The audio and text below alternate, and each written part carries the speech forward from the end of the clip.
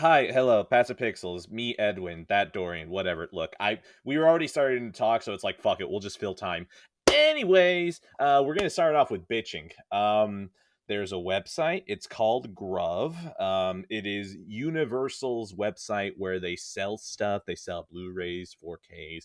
They have a steelbook deal right now, right? And I was over here telling Dorian that I am commiserating about the fact that three steelbooks that I could have potentially wanted are sold out. Dorian, how are you? Do you want to cry about these steelbooks with me? Yeah, that's sad actually. There's definitely a couple I would have liked there. Like I would have loved a Casino Steelbook. I would have loved a Schindler's List Steelbook to finally watch that.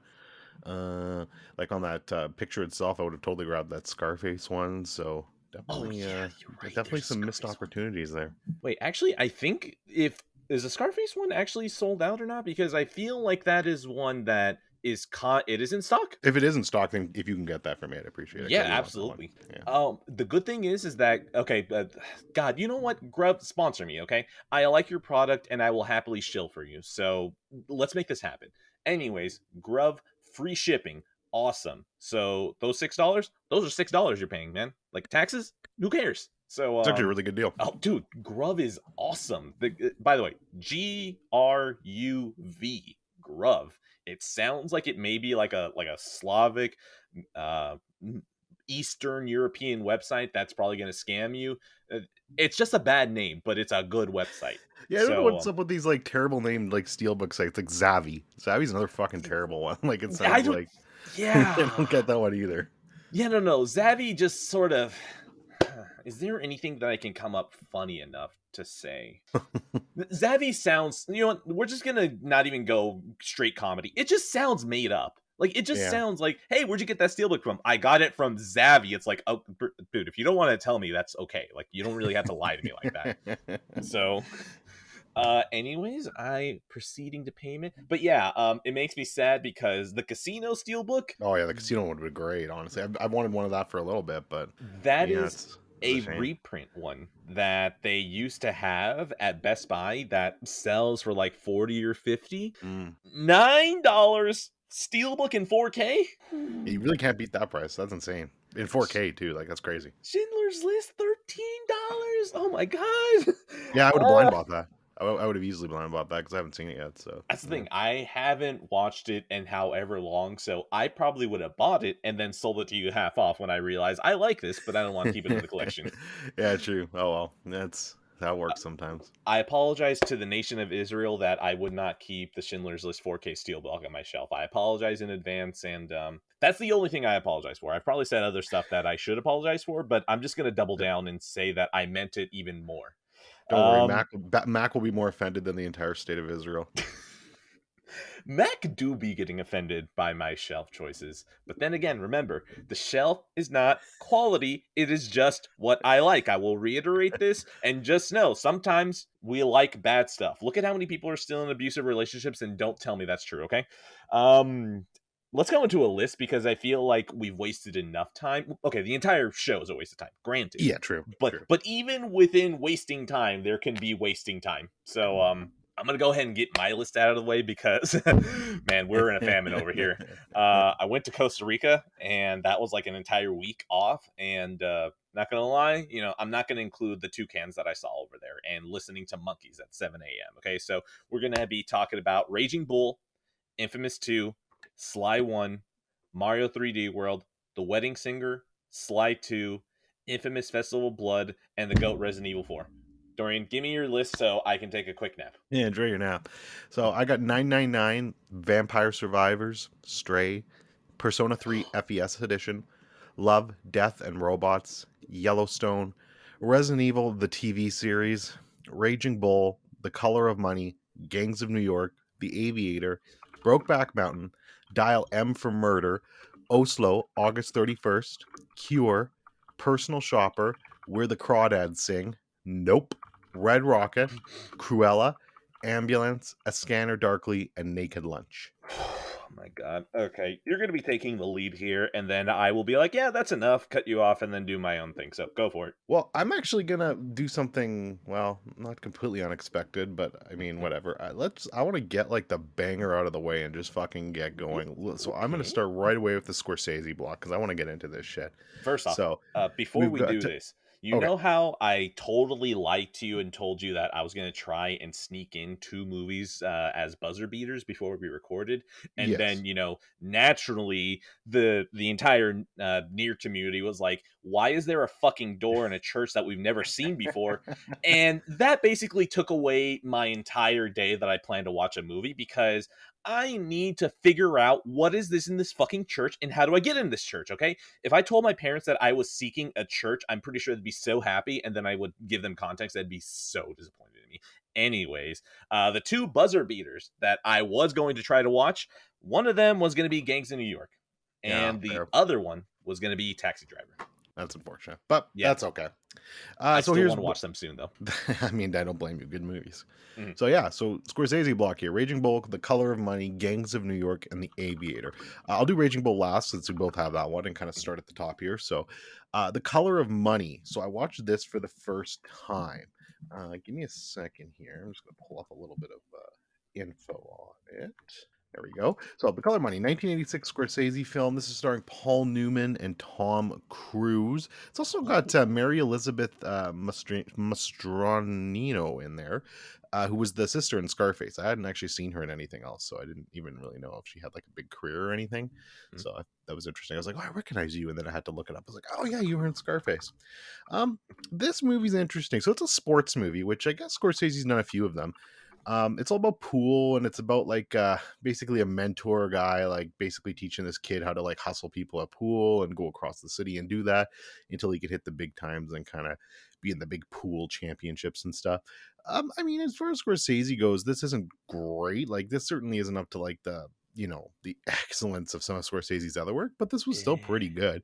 It feels very 80s in a lot of the things it does, the presentation, things like that. Tom Cruise is having fun here, though. Like, you can just tell he's just having a blast here, as he normally seems to do when he's acting. And he's really solid here. And Paul Newman just spent this entire movie convincing me that he'd make a really good Drake if he was still alive and in this time period. Or not Drake, Sully. Sully. Excuse me. Yeah. And Tom Cruise actually would have made a good Drake too, I think. So I think Uncharted was just a little bit too late for that, unfortunately. But yeah, it would have been a good combo. John Turturro's even here a little bit. He has a small role. And yeah, this is just a fun sports movie. I mean, I would watch it again if it was ever on TV or something like that. Like, it seems like a good, like, hey, The Color of Money's on TV. Let's just put this on in the background and chill. I wouldn't buy it, but it's definitely fun and definitely worth watching. Okay, now I need to pull this up just because I didn't know this movie existed, right? And so right now what I'm doing is that I'm just going through like his entire filmography, right? And I'm just opening up new tabs because it's one of those things that when you look at his entire history, you go, how has this man just worked with so many directors that when you see their name, you're like, really? He's worked with that person too? So let's go ahead and go from the top. First off, he's got Francis Ford Coppola with The Outsiders. I know it's a small role, but like it's still one of those things that like when you start playing 6 Degrees of Bacon, well, I mean, I don't know what the proper term is if Kevin Bacon isn't the center of it, but like let's just call it 6 Degrees of Kevin Bacon. You see that Tom Cruise has worked with Francis Ford Coppola. He's worked with Tony Scott. He's worked with Oliver Stone. He's worked with Rob Reiner and then Aaron Sorkin. Wait, hold on. I should probably be mentioning what these movies are. So let me hit Control History. Why is Control? Oh, I'm dumb. I did it incognito because I search everything incognito. Well, shit. Okay. Francis Ford Coppola, The Outsiders, Top Gun, Tony Scott, Born on the 4th of July, Oliver Stone, A Few Good Men, Rob Reiner, Aaron Sorkin, Mission Impossible, Brian De Palma, which is always the one that trips me out that Brian De Palma directed the first Mission Impossible, Cameron Crowe, Jerry Maguire, Stanley Kubrick, Eyes Wide Shut, Magnolia, Paul Thomas Anderson, Steven Spielberg, Minority Report, Michael Mann, Collateral, and I mean, look, at the time we allow him, but now probably not. J.J. Abrams' Mission Impossible 3. So it's like one of those things that like now learning Yeah. that there's also a Scorsese in his filmography, it's like, I can't. I feel stupider every time I learn something new about Tom Cruise about me not liking him. Yeah, it's really frustrating. People like, okay, like straight up, like Tom Cruise wouldn't even probably be in my top 10 actors of all time. Like just my personal favorites. I don't think he would be. But it's really frustrating to me when I hear people like, "Oh, Tom Cruise, he's just an action star. You can't act." I mean, no, That's that's me. not true. Like That's that's me as a literally dumbass. no, I know, and I'm sorry, but you were a dumbass because It it's not was. true. I Like was. you look at like even just looking at Magnolia and like even I'm not a big fan of Eyes Wide Shut, but looking at his performance there and some other movies, he's been like just Jerry Maguire. He's really good in these roles, and they're non-action roles and very serious roles, and he has to play a good part in them. So. No, I've never liked that criticism of him. I think it's really unfair. And he's worked with some amazing talent. That's the thing. I realize that mine, I at least can defend myself and be like, well, it was ignorance because, really, I was just like around my dad watching Top Gun and around whenever he'd be watching whatever the bar movie is that he starred in. Like hold on. I'm pretty sure I can find this because it Cocktail, wouldn't I be too think, hard. is the one you're thinking of. Cocktails? Oh yeah, cocktails. Yeah, that sounds like the right name. I was just always around, and then I think I also watched Vanilla Sky, which, by the way, I remember really hating Vanilla Sky. And this was like already by the time that I felt like I was watching movies at like a slightly higher level. So I was like, oh, well, you know what? Maybe he just sucks. And then, I'm dumb and realized that I just went on the particular path of not accepting him. So Scorsese, Tom Cruise, I'm in. Sure, whatever. I'll watch this at some point. Yeah. Out of 10. So good stuff. 7 out of 10 for me. Gangs of New York then. So that's the next one here. This was fantastic. I'm actually surprised at how mixed some of the reviews and reception seems to be this one. I guess it is definitely a smidge too long. Like they could have cut a little bit of fat in there for sure. But I mean, it's really well made, man. And Daniel Day-Lewis, every time he's on the screen, it's just like insane. Like it's just a clinic in acting, and just to keep your eyes glued to the screen. He's so fucking good as what was his name? Billy the Butcher, I think. He's just fucking absolutely phenomenal. Leo's really good here too, obviously, as always. Brendan Gleeson, I love seeing him show up and shit, and he's got a fun little role in here. Just a really solid cast, and I mean, this is a perfect period piece of like, I think in the 1800s and just America basically having the revolution. And I don't know, man. Like, I just thought this was a lot of fun. It was really good. Wait, I don't think it's revolution. I think it's the Civil War. Civil War, excuse me. That's what I meant. Yeah. It's okay. Canadian, you have enough distance away that, we don't expect you to know that like the back of your hand.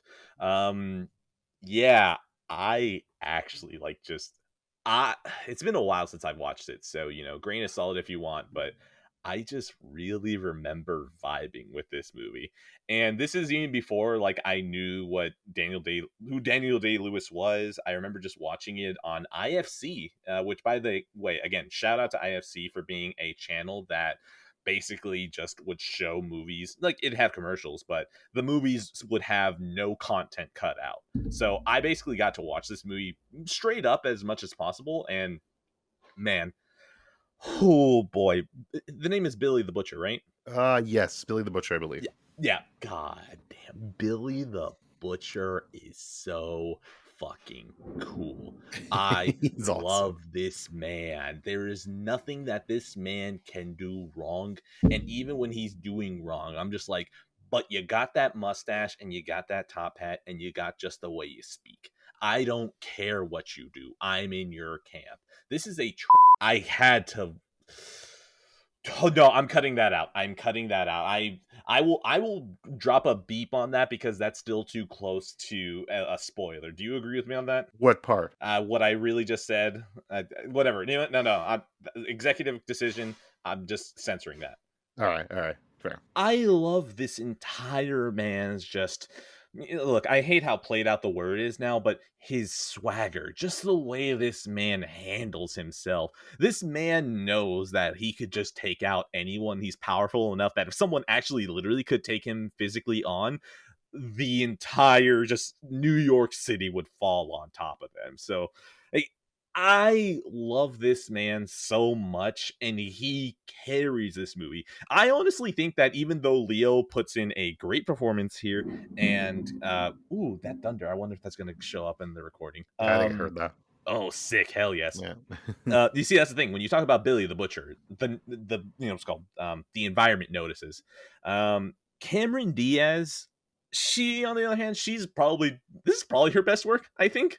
But like also, she's Cameron Diaz. I don't think Cameron Diaz is. You're not getting that much out of her in general. So whatever. Yeah. Good for you. Yeah, she's good in here, but nothing spectacular for sure. Mm-hmm. Wait, oh god, I just realized that Cameron Diaz is a connecting tissue here. She was in Vanilla Sky, and then she Hmm, was in Gangs of New York. Oh, interesting. Yeah, I've okay. never seen Vanilla Sky. It's on my list to watch one day. I just remember like the first half, I'm like, okay, yeah, this is a movie, and then I get to the second half, I'm just like, what even the fuck is this anymore, man? What are we doing here? So, yeah. Back to talking about the positive stuff about Gangs of New York. Yes, I just remember loving this movie. This one to me fits the criteria of an epic. Like it feels like it Hmm. has like a long spanning story about just big characters. I'm like, this is fucking great. So yes, Gangs of New York. I really want to watch this again because I just need to confirm, do I still really like this as much as I Yeah, fair enough. No, good stuff. Really enjoyed it. Rock solid 8 out of 10 for me. Really good do? movie. So yes, Uh, rewatch Imminent out of 10. Perfect. And then The Aviator. So I watched The Aviator. This too was excellent to me. Again, mixed, really mixed. In fact, slightly better on Letterboxd than Gangs of New York, but still almost as mixed, which I found interesting. I really like this too. Again, really good cast. This is definitely more Leo's show here. There's no there's no Daniel Day-Lewis to upstage him this time. And Leo is fantastic here in the role of Howard Hughes. I didn't know how crazy he was or got. And yeah, so this story was like really fresh to me and interesting. And there was a lot of really cool stuff here. Really great cast. Alec Baldwin's here too. Didn't shoot anyone, thankfully. Kate Beckinsale, Kate Boo, Blanchett, boo, bad performance, bad performance. We need an epic acting. William Dafoe, Gwen Stefani too. Randomly is here. I had to look her up. I'm like, who is that? Is that Gwen Stefani? I'm like, oh yeah, it is too. And yeah, it's just a really like I'm not a huge biopic guy, but when it's done interestingly like this, and I don't really know the subject matter, I almost find that more interesting to me. So it's a surprise, and I definitely got that out of this situation.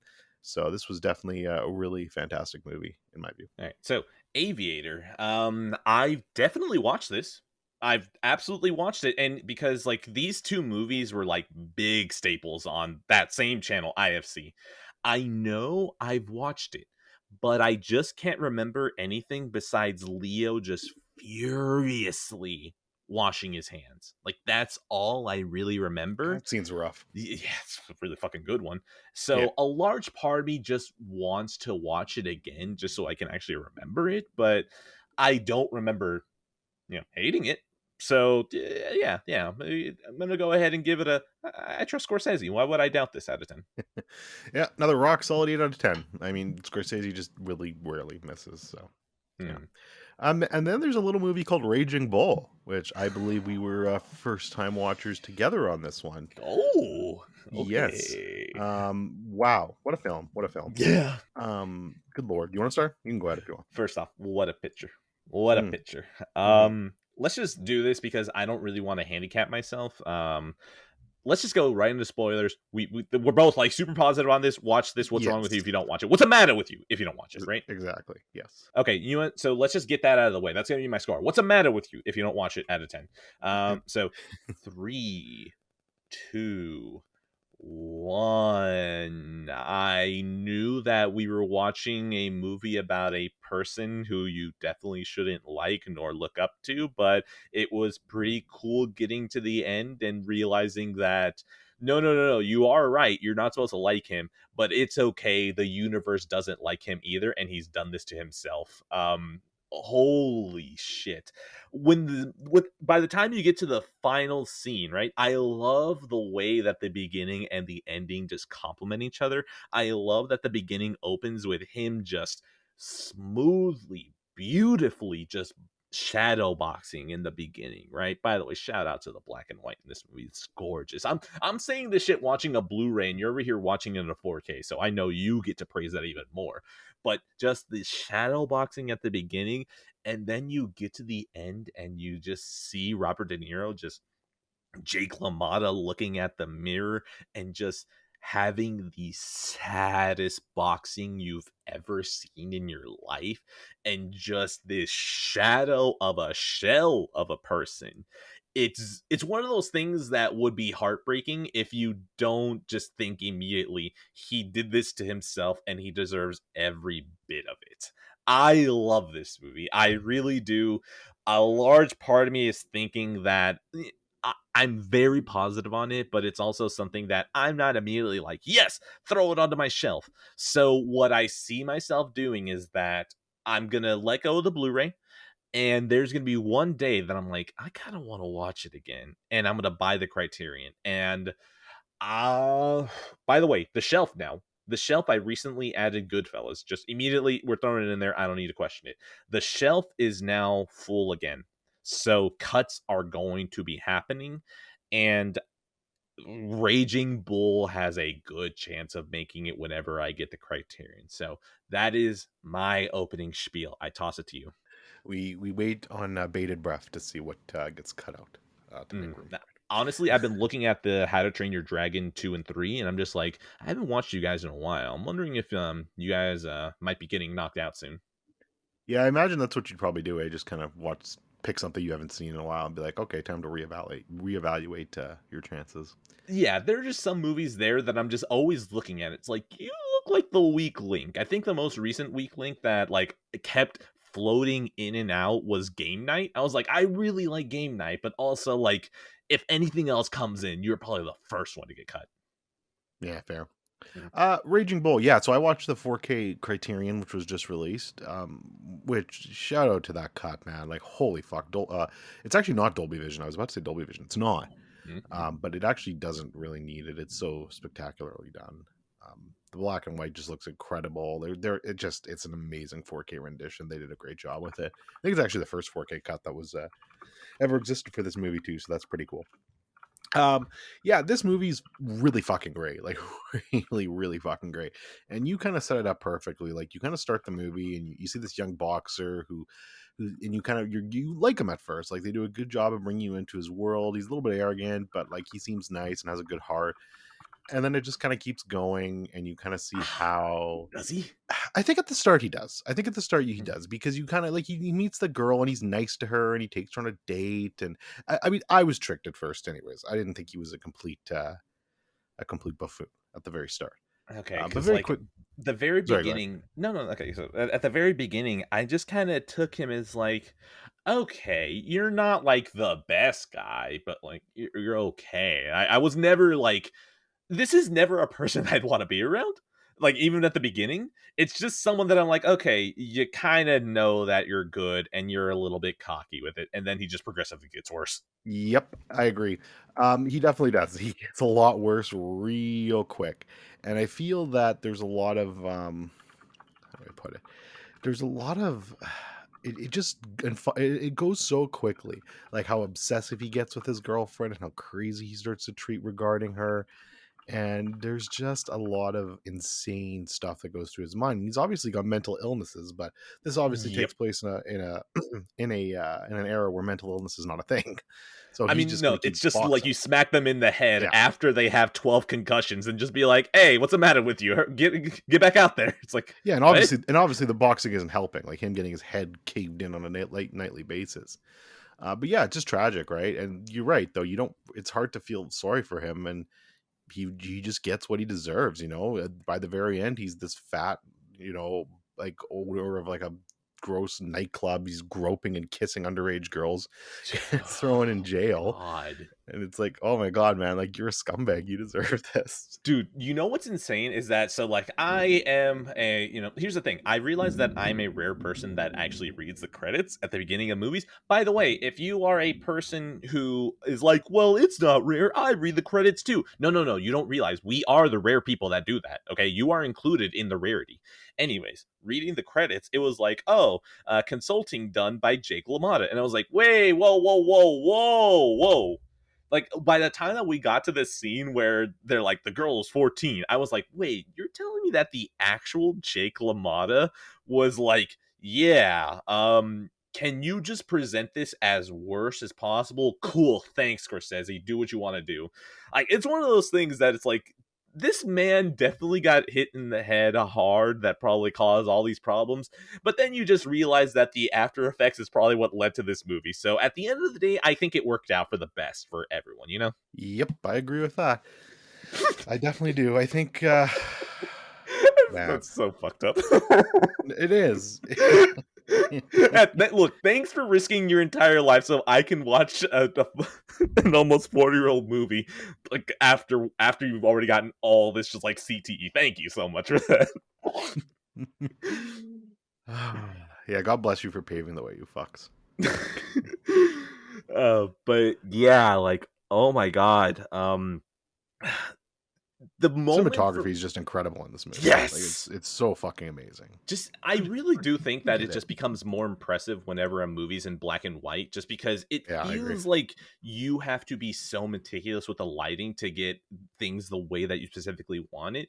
I know that it's probably less. Okay, let's go ahead and start talking out of my ass. I feel like it would be less taxing to handle in black and white than in color, because I feel like in color there are more variation. No, sorry.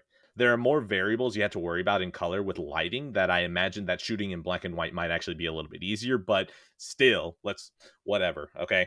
I'm not here to give a smart take, I'm here to give my take. The cinematography in black and white is just gorgeous, and well, I'm gonna test it to you before I take it to a different direction, because I feel like I keep continuously cut you off. No, it's fine. I was just going to say that the cinematographer, Michael Chapman, he only did 2 Scorsese movies, this and Taxi Driver. Oh! Yeah, he did 2, but then he also did Space Jam in 1996, so he's got quite the filmography there of movies he shot. Okay, so now is that it? Is that really like his work? No, It's he's done a ton, but he's done The Lost Boys, Ghostbusters 2, The Fugitive, Invasion of the Body Snatchers. He's done a lot. Okay, all right. I was about to say, like, that's wild if you just went from 2 Scorsese movies and then it was like, but you don't understand. Bugs Bunny is playing basketball. I have to do this. I have to be the one to do this. Anyways, okay, so then I'm gonna go ahead and take it into the direction, which is the moment that like just really it just hit, right? Was the scene when hold on. How have we gotten this far into the conversation and we haven't talked about why does this always happen? I forget the fucking names. Other guy, his brother. Joe Pesci. Thank you. I deserve to be executed for forgetting Joe Pesci's name. Fuck, what's wrong with me? This is what happens when you get into a podcast. Your brain just leaves you. Anyways, Joe Pesci. This Such what?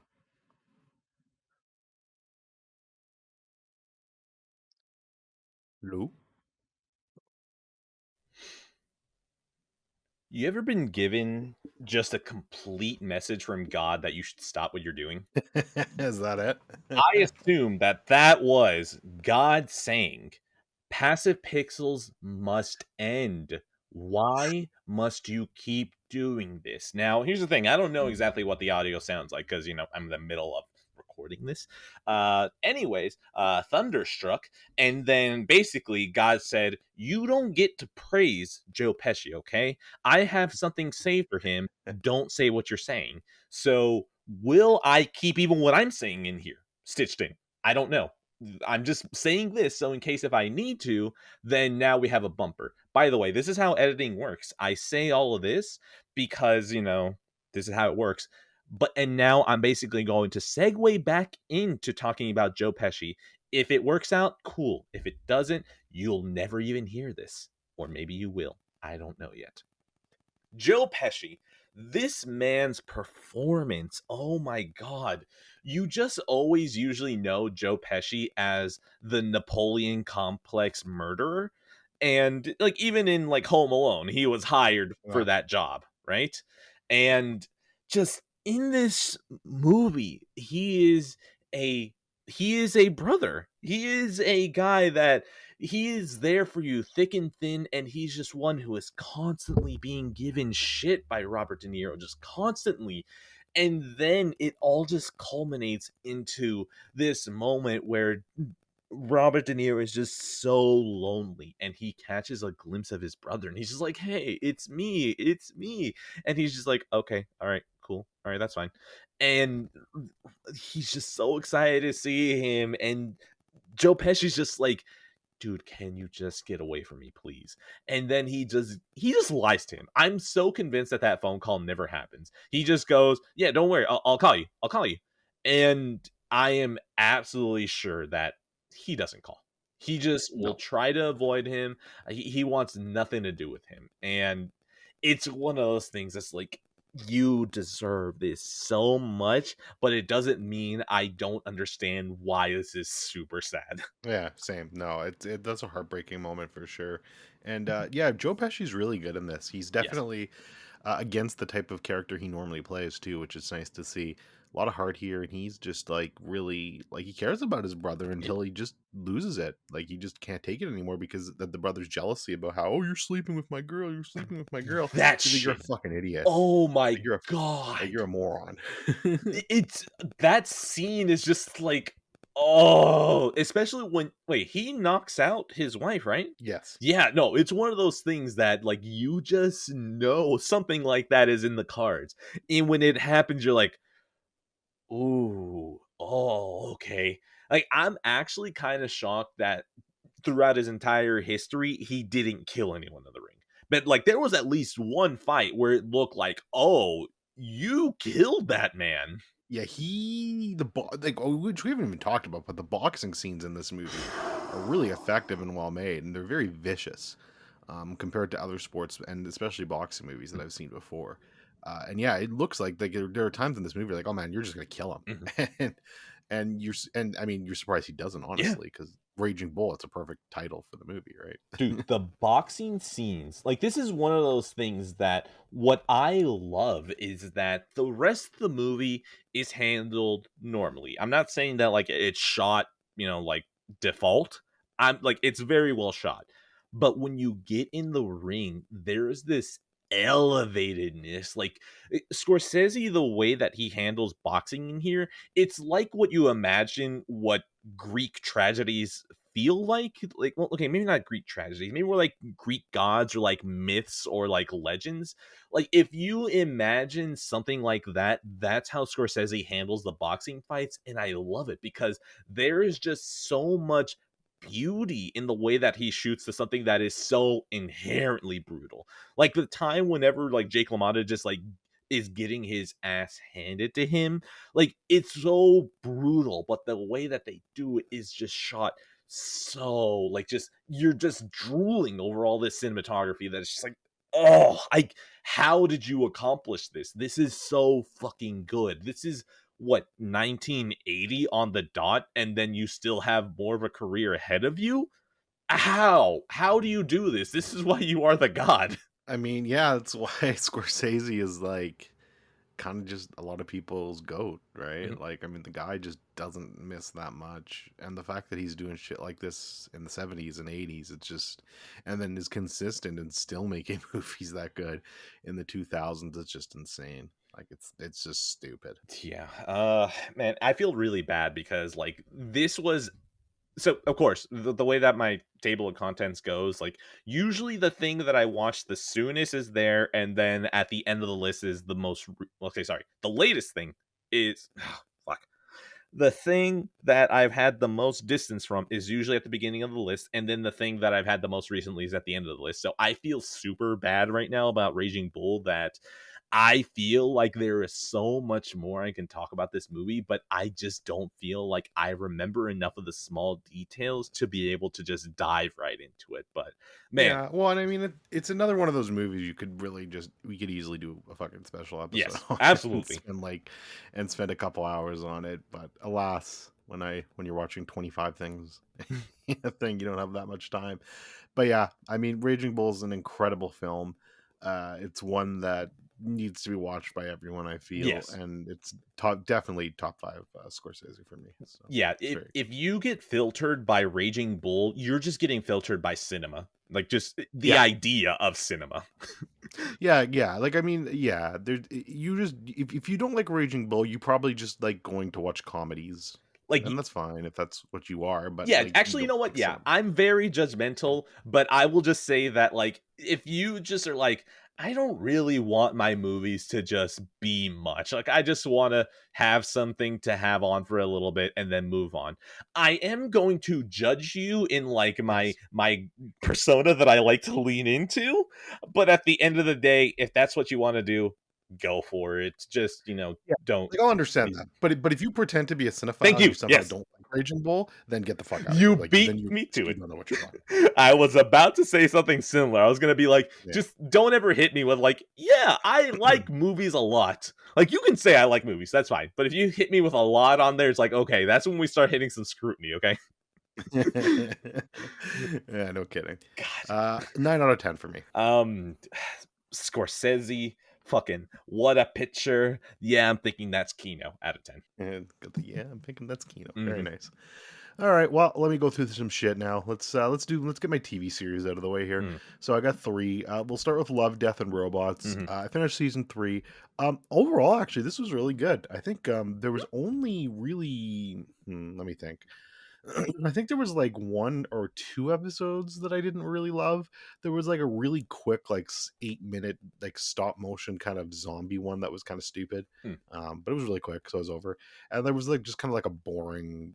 I don't know. It almost copied House of Ashes, the game. Funny enough, Hmm. in what happened there. So I don't know. I didn't enjoy that one either, but everything else was super fun. The final one, this one called Jabara, was really incredible. Just a gorgeous animation and this like freaky character doing these weird dances and shit. Like I'd be up your fucking alley with the cinematography and the artwork. I know because that shit's just Mhm. really good. Mhm. But everything else was just solid. Like it was just another good season of Love, Death, and Robots. So I talked about it last week. But if anthology animation is your thing, this is good. If not, then skip. Mm. All right. Love, Death, and Robots. I'm probably gonna end up just repeating myself, so I'll make it brief. I'm good. I kind of don't want to do it. I feel like if someone were just like someone who knows my taste very well just recommended me like watch this one, watch this one, watch this one, I'd be like, okay, cool. So yeah, probably never doing this, but it is something that should totally be up my alley. It's just that I'm lazy about getting to the end of something and being like, I should have probably just not watched that one. So yeah, laziness out of 10. Fair enough. All right, next one, Yellowstone. So Oh, I'm not really. you Here's boomer. the thing. I'm not really in a TV mood right now. Mhm. I'm getting back into games, and I'm obviously still watching cinema. So it's usually two of three, and something's got to give. And in this case, I think it's going to be TV. Mm. So I picked Yellowstone for a couple of different reasons. One, I can just watch this really slowly and just kind of watch like an episode every now and again, and just kind of slow burn it if I like it. Mm. It's the show by what's his name? Fuck, I can't think of it. Taylor Sheridan. That I Thank mean, you. that's the thing. I know who that is. I just don't know their name. It's a dude who wrote Okay, Wind yeah, I'm River. pretty. He Hell or High Yeah, Water. yeah. He directed Mystic. He directed Wind River and wrote it. He wrote Hell or High Water and wrote Sicario. Scario, that's the Um, big one I was missing. Okay, yes, yeah. yes. So he did those three. He also has directed another movie called Those Who Wish We Were Dead. Apparently that sucks. I haven't seen it yet, Hmm. but he directed that too. Wait, wait, he actually But this, directed it. yes, he directed Wind River too. I believe. I'm pretty sure. Oh, okay. I thought he was just like a Yeah. writer that people knew No, his style. no, and he writes. I think he writes and directs every episode of Yellowstone too. So he's very Oh, involved in it. holy shit. Yeah. So it's very boomer. Yeah, oh, It's definitely you very didn't hear me boomer. when I said Um, that? oh no, I missed that. Oh yeah, dude, as soon as you said I've been watching Yellowstone, I was like, oh wow, you boomer. Yeah, it's definitely a show I feel that's made for older people, but I kind of like it. It's got some like I like his style. It's very like Montana. Here's the wilderness. Here's your horses. Get on your get your cowboy hat on, Mhm. and like everything feels like it's about to end in like a heist or a bank robbery, and there's always some like betrayal and backstabbing. It feels very definitely old fashioned, but it's enjoyable. I mean, He knows I his don't know. I'm kind wheelhouse. of liking it. So he knows his wheelhouse, and yeah, I'm kind of liking it so far. I'm gonna like again. I'm not really in a TV mood right now, so I'm definitely gonna slow burn this, and we'll make a decision on it at the end of season 1. I think I am gonna give it to the end of season 1, though. It's only 9 episodes, Mm. so I think we'll give it that much. But yeah, I've only watched 2, so I don't have much more to say than that. But it's interesting so far. Shit. I was gonna say something, and I forgot. It was definitely something related to this. Mm. No, you know what? I don't remember what I was going to say, so I'm just going to go with what my first joke was going to be, which is that my score is going to be Walker Texas Ranger out of 10, and I will not elaborate. It's good stuff. I know score yet because I'm still watching. I've never seen Walker Texas Ranger, but that's Chuck Norris, right? Yes. Yeah, I do like Chuck Norris. So. Oh, wait, now I remember. Now I remember what I was going to say. Okay, shit. Okay, Go ahead. fine. We'll come back. You see, this is me being greedy that I did my one joke, no elaboration, and I still get to come back anyways. The way you describe this show reminds me of one of the managers that I had, not at my current job, but at my previous job, who was like really, really deep into Westerns. His dad also owned a ranch. I'm pretty sure I've actually brought him before, but whatever. I just remember that this man, his life was just Red Dead Redemption. And like this man literally kept a PS3 around just for Red Dead Redemption and GTA 4. And I just remember this man just always asking me, like, man, so is there going to be another Western game? Like, when is going to be another Western game? I quit by the time that Red Dead 2 actually came out. I was gonna say, I wonder what he thought of that. Oh, no. Came over that. I'm pretty sure that man just disappeared for 2 weeks to play Red Dead Redemption 2. Like, what I remember is that I was still there when it got announced, and I think I was also still there when it got delayed. And I just remember this man being like, no! And I just remember like, it's okay. Look, don't worry. It's Rockstar. It'll be completely okay. So while you were talking about Wind River, it just made me think, is he out there watching Wind River? Is he out here enjoying his time? I hope he is. I just hope. Quinlan, there's no way you're listening to this, but I hope you're doing fine. That's it. Carry on. All right. So moving on from that, let's very briefly talk about Resident Evil, the TV series. Yeah, look, I made a deal. I was like, all right, I'm gonna watch this, but the I'm gonna wait until I groan out loud 10 times. The groan counter. And after I groan out loud 10 times, I'm gonna stop. Like that's it. I don't care where I am in the episode. If I groan out 10 times during the first episode, I'll stop. If I make it to the end of the first episode without groaning 10 times, then I'll continue to watch it. I lasted 24 minutes. So here is a list of every groan. I don't have timestamps, unfortunately, but I do have a slight description of every time I groaned. All right, here we go. Groan number 1. The zombies all look like shit. This looks like exactly Walking Dead. Like I'd see something on Walking Dead. They're all just kind of shambling around with bad makeup, and they look terrible. Okay, sorry. I have to stop you there, okay? Because if there's one thing that The Walking Dead has actually been really good about, it's their makeup department. I still think it looks like shit. I don't like it. I don't look fine. You know what? That's the problem. Okay, I'm gonna drop it because I will not be put in a position where I defend Netflix Resident Evil and AMC's The Walking Dead at the same time. So go ahead. It's a poison pill for you here. Exactly. I'm not doing it. I said my piece. All right, Grown 2, where I know this is like a few minutes into the episode, and we already started with the terrible shaky cam. Fantastic. That's going to be a thing throughout the series. It was multiple times in the first 24 minutes. Every time there was zombies on screen, which I hate. Wonderful. Grown number 3. I mean, you probably enjoy this one though.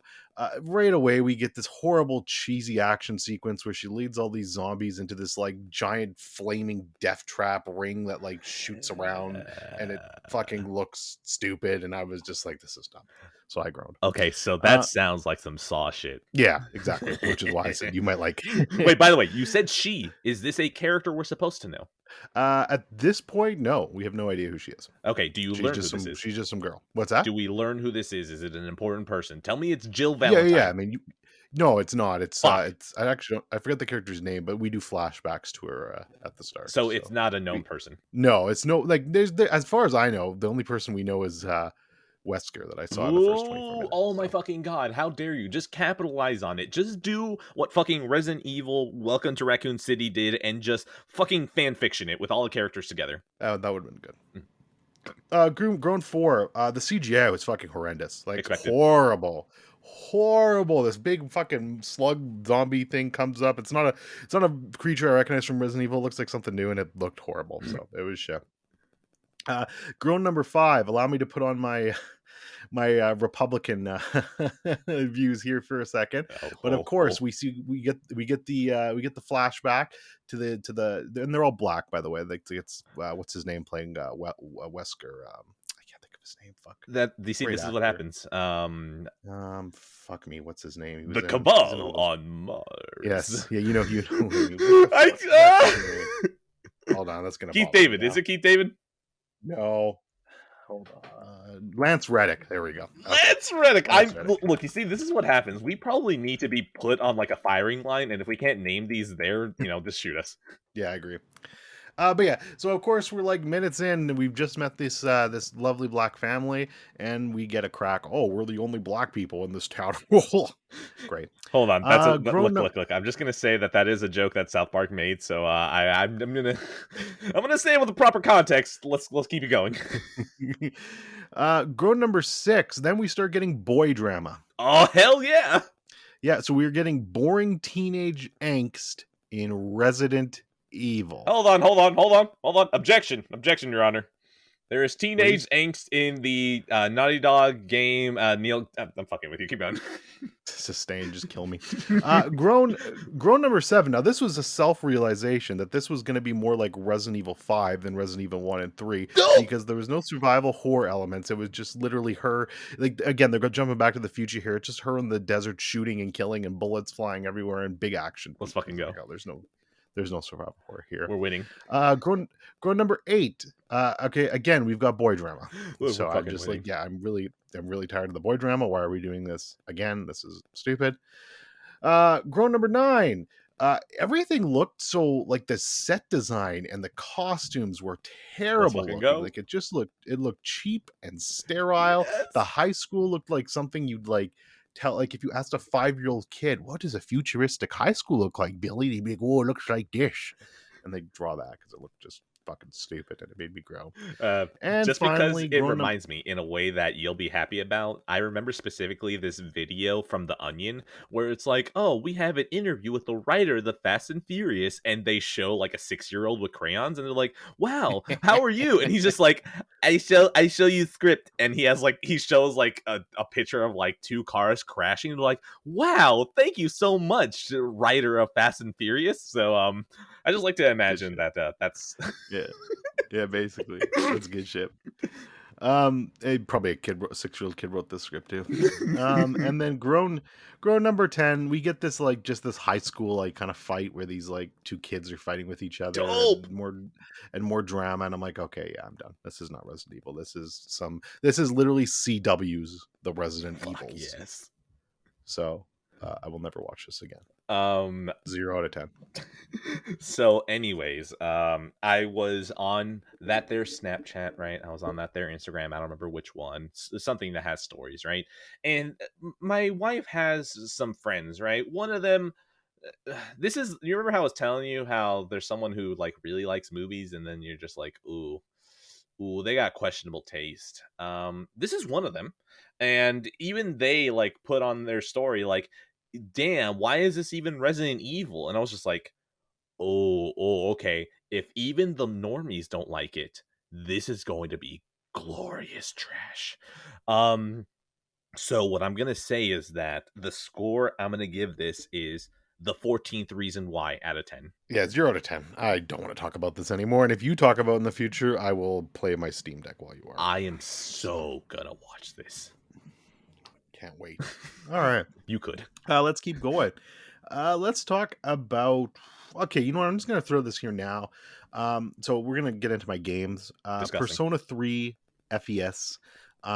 Look, I just started this today, so I'm like 2 hours in, so I don't have too much to say about this. Other than, I guess, kind of give you a little background on why I'm playing this and how I got to this.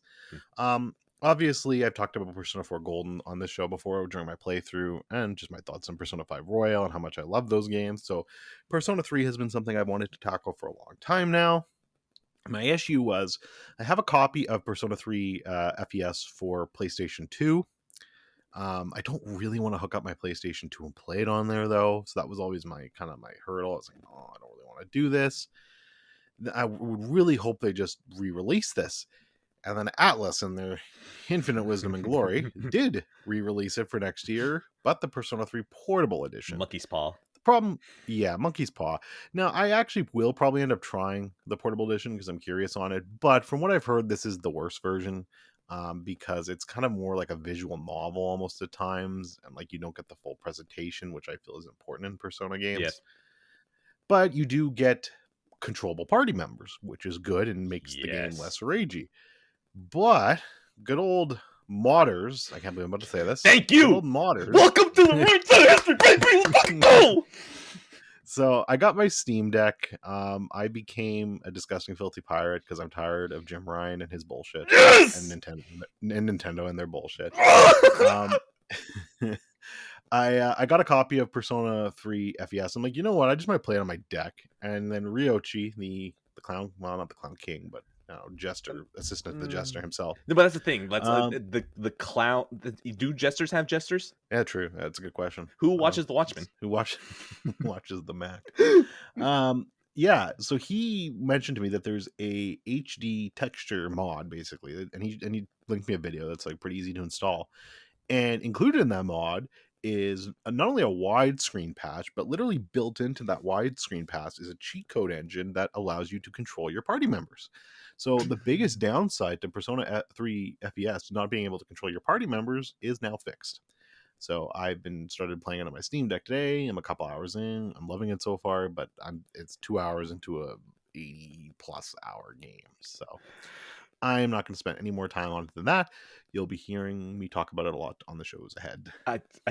You don't understand the happiness that you've given me. Like this, between this and two friends of the show, Crazy Herb 117 on that there YouTube, and one Glorious Samuel from the Before trilogy special episode. These two have been playing Resident Evil 5 like the last 2 or 3 days.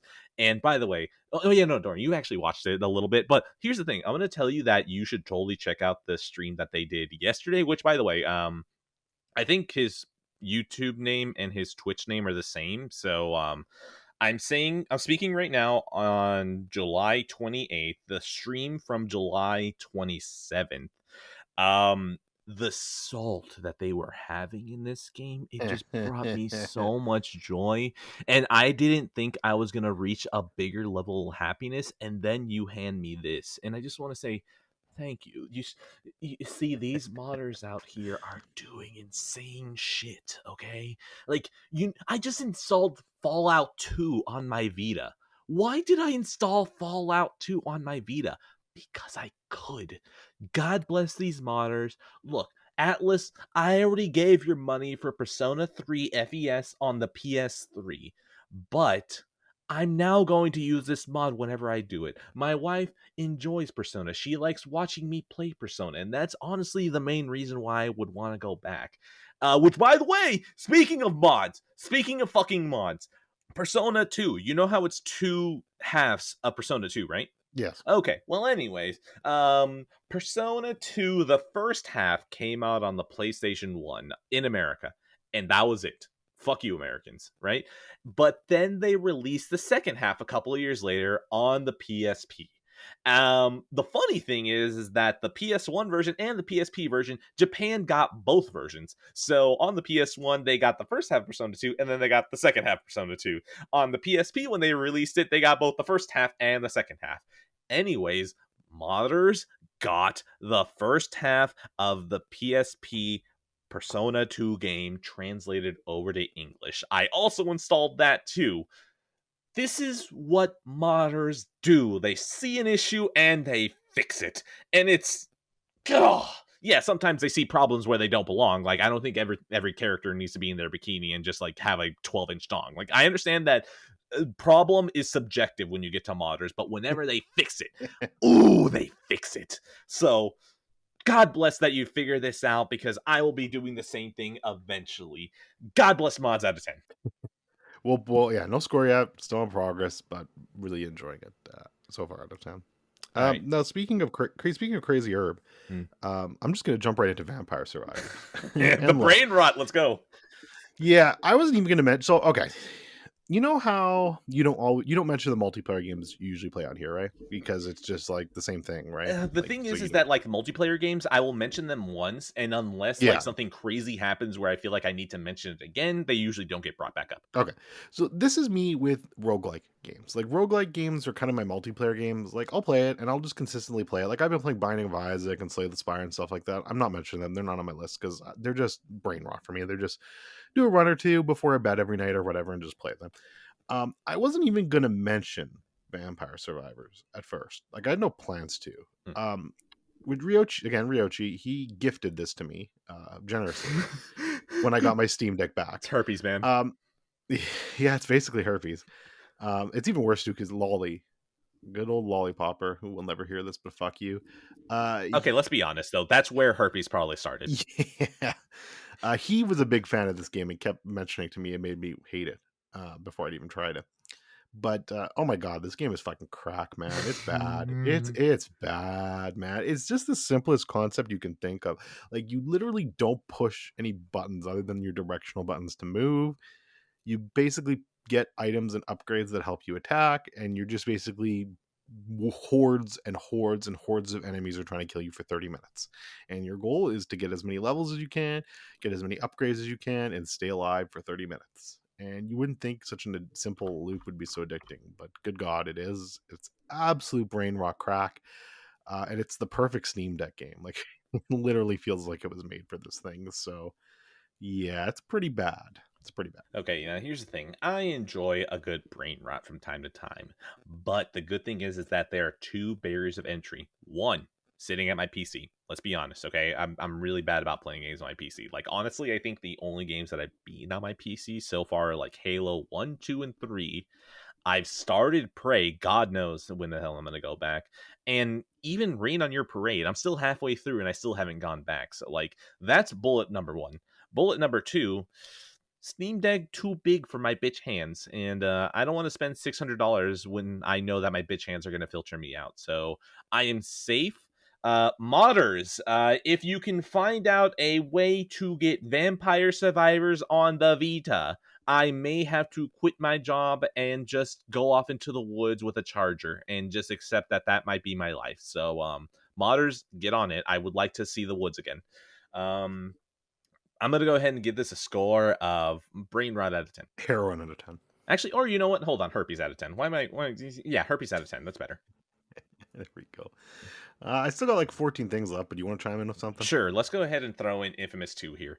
You remember everything that I said about Infamous 2 and how it's like, oh, this is the game that everyone remembers. I take it back. This game fucking sucks. I'm joking. No, I just felt like I had to get your hopes up for a second. No, Infamous 2 actually kicks ass. This game is actually really good. Everything that I said last time still holds true. Do I even remember anything from the story? Or do I even care? No, not really. The story, it was good. Yeah, see, this is why I don't like it. Yeah, I know. God, you're broke. No, but Vampire Survivors. Tell me the deep lore of Vampire Survivors and why you care about that. Well, you see, you play as this guy. Listen, it's based on Dracula. One of the literary classics. Yeah, no. I mean, that's the thing, though. I like the characters. I actually rather enjoy them. I think that the thing that they did with Zeke at the end of the first Infamous game was probably a mistake that they regret, because Infamous 2, if I want to talk like story things, Infamous 2 actually does very well in making Zeke likable again. And I was just actually kind of impressed. I was like, oh yeah, you kind of suck, but like the entire game is him repenting for the fact that he fucked up. And I actually kind of dug that. And also, one of my favorite scenes in the game is when what is it, the game is like going down, like there's some, like, you can kind of tell the narrative is starting to pick up. Like, I think you're like, oh, we're gonna have this huge assault on these characters, right? And you as Cole have found like one of the blast shards that are gonna make you stronger. And like it's kind of like the progression of the game, that you take the blast shard and it makes you stronger, and it knocks you out for a little bit and time passes. There's a moment where it's Cole with Zeke and they're just sitting on a couch and they're just watching a movie, drinking beers, and they both keep getting phone calls. And you have to imagine that it's because like the plot is finally moving along. So, hey, we need your help. And they just both hang up on their calls. Like, it's just a steady cam of them sitting on a couch. They keep getting phone calls and they keep hanging it up. And it skips forward. Like, that's the thing. It's just like playful banter that you have if you're just watching a movie with someone. You're like, hey, can you have me a beer? Oh yeah, cool. Yeah, no, I love this scene. Like, it's stuff like that. And then it skips forward. There are like 12 empty beers on the table, and it's still kind of like this steady shot. And then Cole like kind of wakes up a little bit. He realizes that he has a blast shard. He literally just walks back. He breaks the blast shard. He has the same animation he does, and then he knocks out. And like Zeke is just sitting there, just passed out. And I'm like, this is actually really fucking cool. And that one scene actually kind of carried a lot of what I felt for the characters for me. So it's like, this is just so well done that like I like these characters more than I realize. Um Oh, the ice powers are fucking awesome. There's a power that like you set as R2 that like launches you into the air, and like that's the moment that you can start kind of chaining together movements.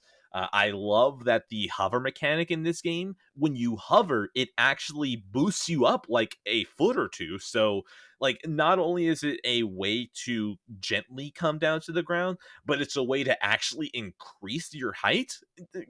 Infamous 2 is actually really fucking good, and I kind of expected at this point that the frame rate would handle better, and yes it did, but it still feels like a game. Like, man, if you put this on PS4, like this would just be such an easy port job to make it shine even better. And oh my god, the mobility in this game is sex.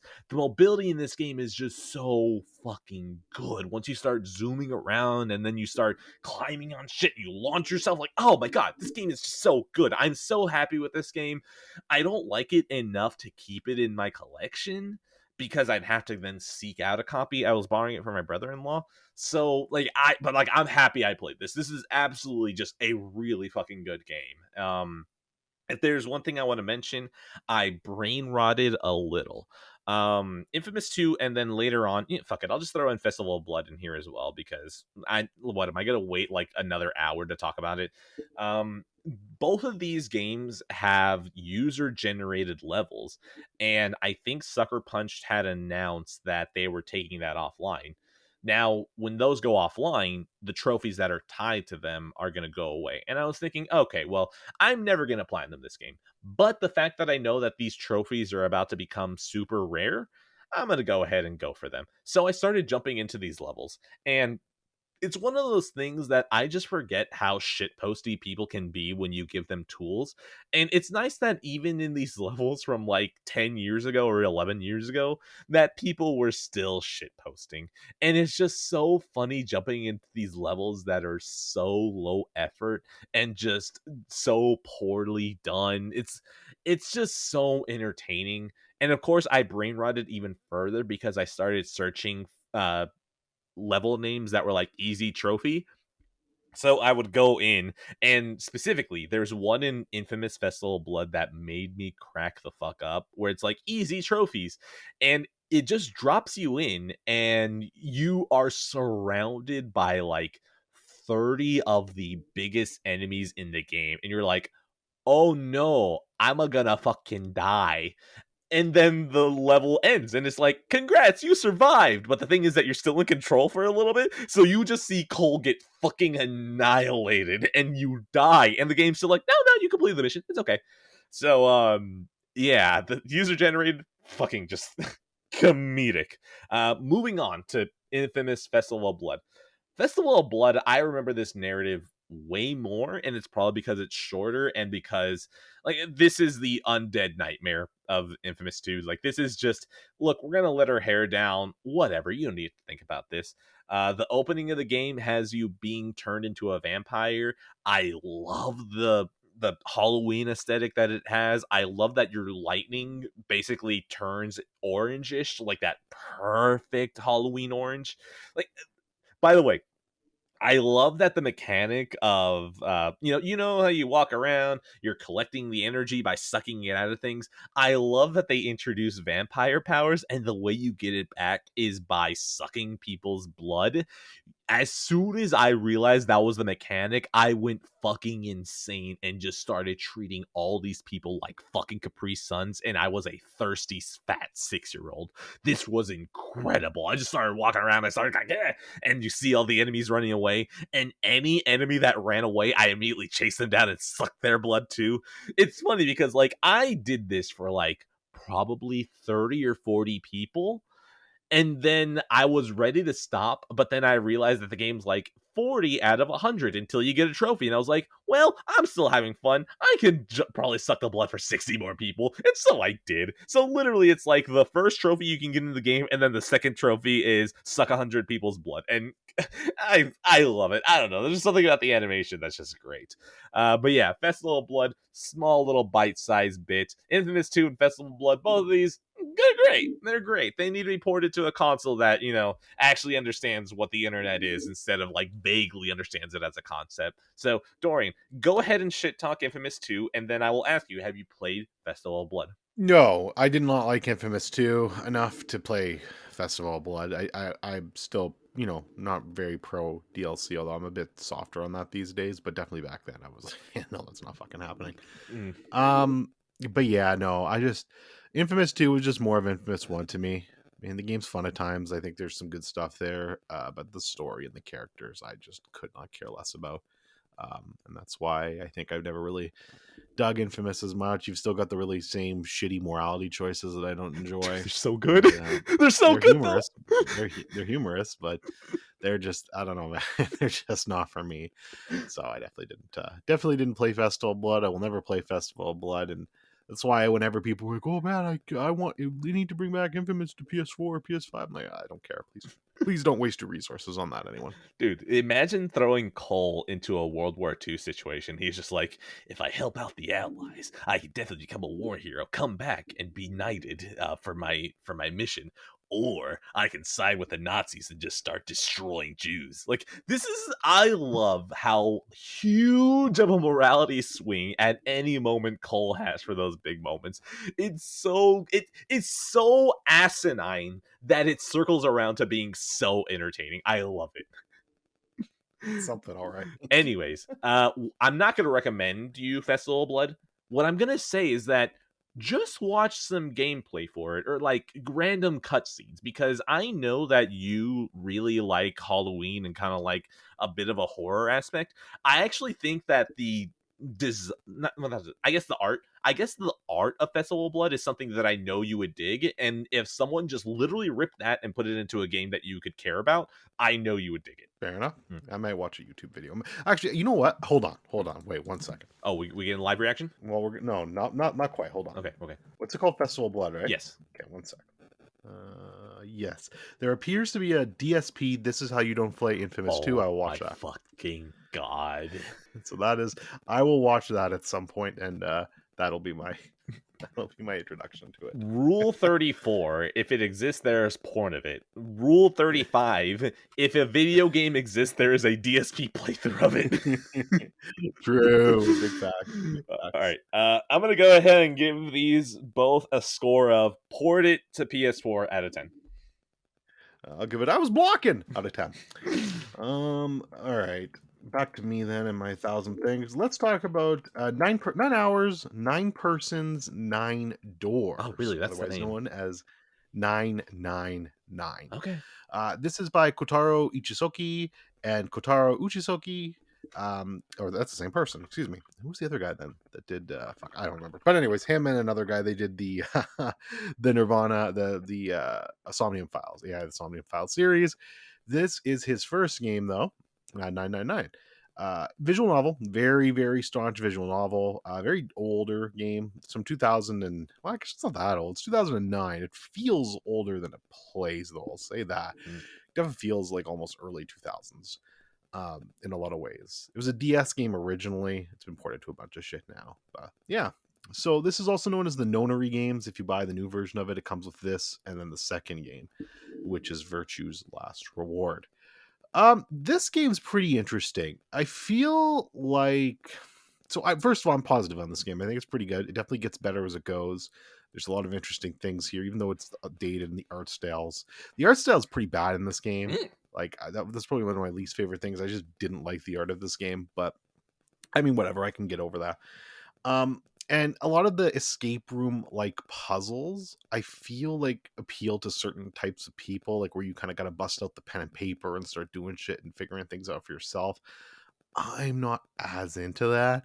So, I would spend like a few minutes trying to figure things out. And if I couldn't, I was like, okay, time to consult the walkthrough. And that's just the way I played this game in most games.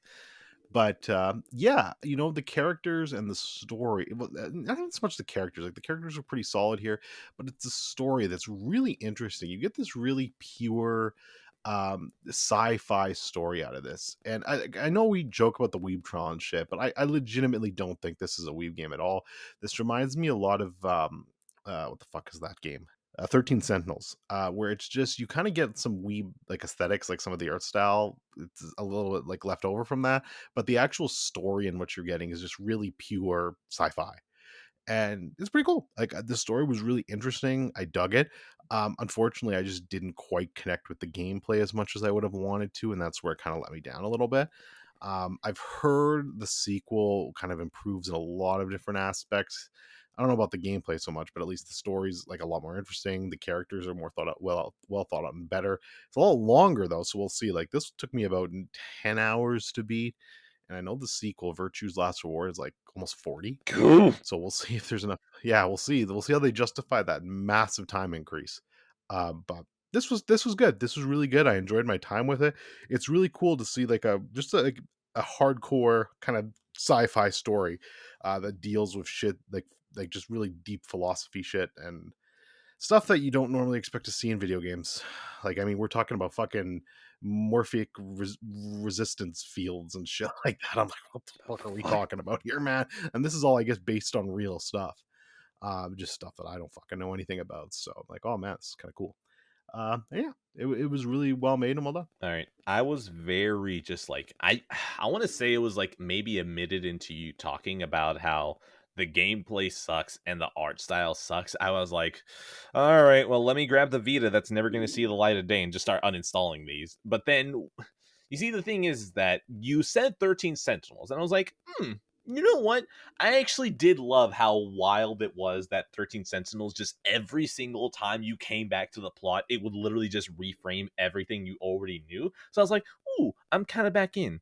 But then you were like, but it's not weeb. And I was like, 13 Sentinels. It's naked teenagers in a mech. I don't think that's one of those silver bullets that when you say that, it's like, ooh, man, we can't even... That's at least a slap on the wrist of weebery. Like, not maybe full on trial, but like, ooh, man, we're getting to levels that are way too high for something like this. So I'm going back and forth. I'm like, it's just... Hey, hold on. I'm gonna link you a picture. Right now. Okay, all right. Let's see. I'm ready to just be probably demoralized by whatever this image is. I'm gonna show you this image. This, and I kid you not, this is gonna be the most. This is the most weeb thing in. Let me find a good picture. Hold on. I feel like it's gonna be something that I hate. Oh yeah, you're probably not gonna like it. But I think it's important context. So hold on, I'm gonna send it to you in Discord. All right, I will end up describing this. I was about to say this is the most weeb. This is the most weeb thing in 999. Okay. Let's go ahead and explain what I'm looking at. I'm looking at what if you race swapped Jasmine from Aladdin to be Asian. I mean, come on. Is that the best? Come on, like look at her. She's even got the colors. That's true. Okay, so within that same thought process, if you race swap Jasmine and then you made her not 15 and instead made her 25 and then gave her to someone who's definitely drawn anime before and was like, titties. So, okay, are you saying the line is being... No, it's nothing to do with the line. It's just that character model. Okay. Like, I literally, like, that is as anime weeby as it gets. Like, really, the plot itself, like, you don't get naked teenagers and mechs even or anything like that. There's really no weeb shit in the plot. It's pretty pure sci-fi, which I thought was cool. All right, I want you to know that I'm doing like that green frog Pepe right now. Like, just like I got my hands clasped together, just like. There's one other thing where it's only if you pick a certain option, but there's this thing where it's like you play the main character Junpei, and then there's this girl June who's there too, and she's your childhood friend, and it's kind of this flirty thing, but whatever. Like, obviously, you know each other from childhood. You know how that fucking bullshit is. I mean, they do love stories too. But there's one thing where you got to like ride on this elevator down alone together, and you can pick it from two options, and one of them is like more of a perverted option, and one of them is like, oh, because there's water down there, because it's so plot wise, it's flooding, right? And if you pick the perverted option, it goes perverted for a second. So I guess that technically too, but you can just not pick the perverted option, and it doesn't happen. But yeah, literally that's it. Like, there's not actually, like I said, everything else is just really more straight faced, more sci-fi orientated, and I was surprised at how restrained it was in a lot of ways, especially like because Somnium Files is definitely 100 times more weeb than this is. Like, Somnium Files is very weeb at times, and it plays into that a lot more. This though, not so much at all. Okay, look, Japan, I know all of you are listening to this. Your birth rate has been on the decline for a while. Just fuck each other and stop being horny with your drawings. Oh my fucking god. Do you guys not realize how repressed you are? Just fuck each other. Stop drawing 2D titties. Oh my god. Do you realize your potential if you just stop doing that one thing? Ugh. Anyways, by the way, just because I specifically hate it when podcasts say something and then they cut themselves off. And it's like, oh wait, I was curious about that. Going back, the picture is that entire woman that I described, and it's the character Junpei saying, "Okay, well, excuse me, princess." That's it. That was what it is. Anyways, the Japanese fucking just stop. Oh my fucking god, just. Ugh. Anyways, it will stay installed on the Vita. That'll never see the light of day again, but I'm gonna be looking and be like, you're gonna be on a really short leash here. So yeah, misses the uninstall out of 10. It's a 7 out of 10 for me. I enjoyed my time with it. Mm-hmm. All right, let's do the last game on my list, and that is Stray, the cat game. This is from publisher Annapurna Interactive. Developed by a small independent team called Blue 12 Studios. So yeah, I mean, I finished 999. I was like, well, I don't really want to go into another big game after this. I had multiple games I was considering after this. Like, I bounced between Persona 3, which I had picked, for finally finishing Final Fantasy 15, which I should have done, but I'm a whore. Nier Automata, with all this fucking door shit. I was really close to playing that because I was stupid and watched a video of ending E, and I was like, oh my god, I want to play this again. So there was a lot of different games floating in my mind, but I was like, well, before I do any of that, let's do like a nice small little palate cleanser in between. Jim Ryan, in his eternal greatness, of course, launched the new PlayStation Plus tiers. I have been a cheap bum and kept on the essential tier, mainly because I haven't been playing any games. So I was like, well, let me see how much, because if you think it's the premium tier, whatever the middle tier is, if you up yourself into that, you could play Stray for free. So I was like, okay, if I upgraded for like the rest of my subscription, how much is it going to cost me? I think it was like $16. It's like, oh, fuck it. Mm-hmm. It's cheaper than buying it for 40, so I'll pay the $16 and just upgrade myself and play Stray, because I'm kind of curious about this game. Who doesn't want to play as a cat? Jim Ryan wins again. Yeah, what's that? Jim Ryan wins again. He always wins, man. What a gamer. Wait, by the way, this is just something that I was thinking of that is specifically applies to us and any other physical gamers. We already see digital games as not ownership, so being able to get it through a streaming service and it literally becoming not ownership, it's like, wow, we don't really see a difference here, do we? Yeah, exactly. No, you're 100% right. Like, there was no difference to me from buying a game digitally and just playing it for like a month. I'm like, okay, yeah, same thing. I want you to know that you've already made me proud with the Persona 3 mod thing right now. Like, this is even better. I'm like, we need to fight at the end of this episode or something, because if not, I'm gonna kiss you. No, well, I mean, we've always agreed on this one though. Like that, I mean, but you understand, okay? This harmony though. Yeah, no, I agree. It's beautiful. I'm sure there'll be a movie later that we'll argue about. No, we'll play Resident Evil 6 later on and just hate each other. Yeah, I mean that. Wow, I mean, I'm gonna hate the game more than you, but I mean, you too. I brought you into this, okay? That's what it is. Yeah, that's true. Okay, so yeah, Stray. Yeah, this game was fun. It was very cute. It didn't take me long to beat. I think it took me about like 5 hours or so. So it's not super long. It's got a vibe to it, man. It's a really nice vibe. It's very cyberpunky at times. Like I said, there's actually a couple areas that reminded me. Actually, is this a spoiler?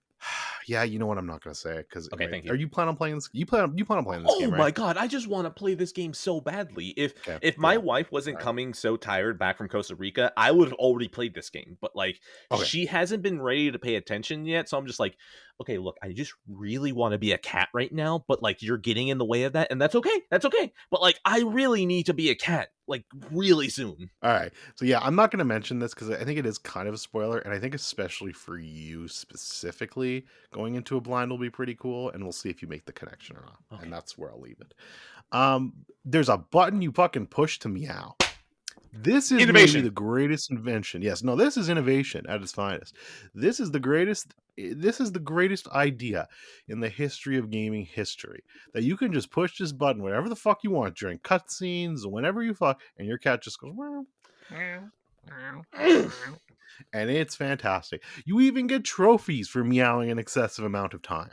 It's incredible. You know Incredible how stuff. I told you for Festival of Blood, I just immediately sucked the blood out of 100 people to get a trophy?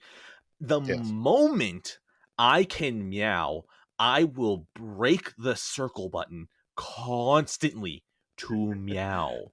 I will be sitting in my feature room with 11 speakers, 7.1.4, to hear 100 meows as soon as I can, because I want the timestamps to show this man really wanted to fucking meow. Meow. Yeah. So I mean, Stray's great. It's a lot of fun. I mean, at the end of the day, though, it's just the ending is a little. I don't know. I feel rushed almost with it, Mm. and there's a lot of good moments and beats throughout it, and a couple of nice twists. But I mean, if you're playing this game purely for the story, you're probably not gonna love it. I mean, there was a story here, and it's pretty solid, but it's nothing incredible. And even the gameplay itself, I mean, it's nothing that's gonna light the world on fire. But I mean, it's cool. It's novel. You play as a cat. You knock shit over. You scratch up the fucking carpets. You're a cat. Have fun. Okay, now here's the thing. I'm gonna talk like I've played this game. Okay, so indulge me in my bullshit. Xbox could never. Okay, Nintendo could. They just don't want to. All right. Jim Ryan, in his infinite wisdom, said, "What if we decided to give the gamers, the people who least deserve anything in life, the ability to be a cat, to live the life of luxury that we have all wanted? Who has not wanted to just quit their job and become a cat?" Okay? This is scientifically proven. 0.00001% of the entire universe's population, and I'm counting amoebas and things and rocks, okay, in that evaluation. Jim Ryan has done it again. He finally figured out a way to shut me up. And the way he did that is Stray. This video game has been scoring 15 out of 10s. And you know what? I'm going to break my own rule about not scoring games. This is going to be a 100 out of 10. 100 out of 10. And if you try to hit me with some bullshit about how I am overrating Stray, you show me another game that has a meow button, and then I will promptly tell you to shut the fuck up, because the answer is you won't find it. Stray, game of the year, game of the century. Nier Automata wishes that it had a meow button, okay? Stray, it saved the world, okay? COVID, gone, okay? Cancer, gone. The political enemies that you don't like, gone, okay? We've done it. We reached Stray. We've now ascended. Thank you, everyone. About a 7 out of 10 for me. All right. Moving on. I just poked myself with a thumbtack while I said that. That really hurt. Look, you know that famous gif that we love from Billy Madison. Everyone is now stupider for having heard you. Yeah. I dropped the thumbtack now too. That's gonna be a problem. Okay, I'll find. Oh, you know what? That's gone now, right? That fell into a dimension, and it'll pop up at the worst opportune time. Yeah, just don't step on it. All right. So I'm all down to movies now. I've got 12 left, so I assume I should bang on a couple more here.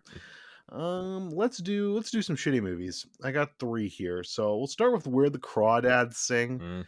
I saw this in theaters. I did this with a double feature with Nope, which I'll talk about in a bit. But this one's directed by Olivia Newman. Actually, has she done anything else before? Let me see quickly. She has one movie I haven't heard of, so there we go. It stars Daisy Edgar Jones, who is in Fresh, which I actually really enjoyed earlier this year, which was like a made for stars exclusive movie, which was actually pretty solid. I actually really enjoyed that one. So I was like, I was slightly interested because of that, but more so I just, I love the experience of going to the theater. It lined up perfectly that I could see this and Nope, like with like half an hour in between. So I was like, fuck, that's perfect. Let's do this. This movie felt like one of those like made for TV Hallmark movies. It Oh wasn't no. very good. Daisy Edgar Jones was pretty good. Like she was solid here with the material she had to work with, but the fucking male characters in this were all just seriously so typecast and just literally were written to be brain dead morons, man. And I don't know if that's the book itself or if this is based off a book, by the way, which it's a bunch of controversy because the story is about this girl that like gets accused of murdering this guy, and it's like, did she do it or didn't she do it? And like the real life, and they kind of paint it like, I don't want to spoil it, but they kind of paint it that she might have. And then in real life, I guess the author is kind of actually thought of for murdering somebody. So I don't know, maybe they actually are a murderer. It's kind of weird. Like this whole book might be a confession. I don't know, man. Yeah, it's pretty fucked up. That was like the Did most OJ direct this? yeah, right. Like that was by far the most interesting part of this entire movie to me, was like the outside stuff. The movie itself is just not very good. It's forgettable. It's like if I had watched this on like a TV channel in like the 90s, I'm like, all right, that was like an adequate waste of my time, but actually paying to see it in the theaters is worse. So yeah, not very good. Definitely do not recommend. I'll toss it to you if you want to say anything, but that's it. 2 out of 5. I was so ready to check out of this entire thing until you said that the author probably murdered someone, and this is like, I was so ready to just be like, yeah, I don't know what the fuck to say. And then you gave me that nugget. So a shout out to you giving us the only thing that matters in that movie out of 10. Yeah, like that story is interesting. Go look that up, but yeah, just ignore the rest of the movie, I guess. All right, now I'm gonna talk about Cruella. Okay. Yeah, we'll go from that to Cruella. Look, okay, Cruella, directed by Craig Gillespie. You might remember him. He did I, Tonya. Yeah, that guy. Take your fucking paycheck, okay? Take your paycheck and leave. He got his paycheck. He's getting his paycheck again with Cruella Part 2 as well. So okay, please tell me it actually is named Part 2. Please. No, just Cruella God 2. Damn it. Sorry. Can you imagine if they're just like, yeah, Cruella Part 2. We had this plan the entire time. They should just call it Tuella. I'm in. All right. Anyways, look, Emma Stone should be properly compensated for the back pain and the back surgery she's going to need from carrying this movie so hard on her fucking back to make this even tolerable. Yeah. This is I mean, look, is it as soulless as the other Disney live action remakes? I guess not. Like, there's a little bit of soul here. Like, we're trying something new here. That doesn't make it fucking good. My shit Emma smells a Stone's, little less worse than yours. yeah, that's exactly it. Emma Stone's fun here. Again, she literally carries this entire fucking movie on her back. The rest of the cast are all just fine to bad. The story itself is middling. It's 2 hours and 15 minutes. It's too fucking long. It doesn't need to be that long for this movie.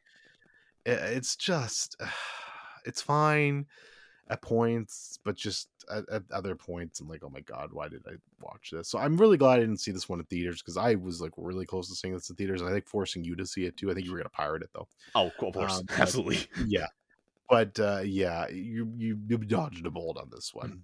5 out of 10. No, Emma Stone's pretty. Out of 10.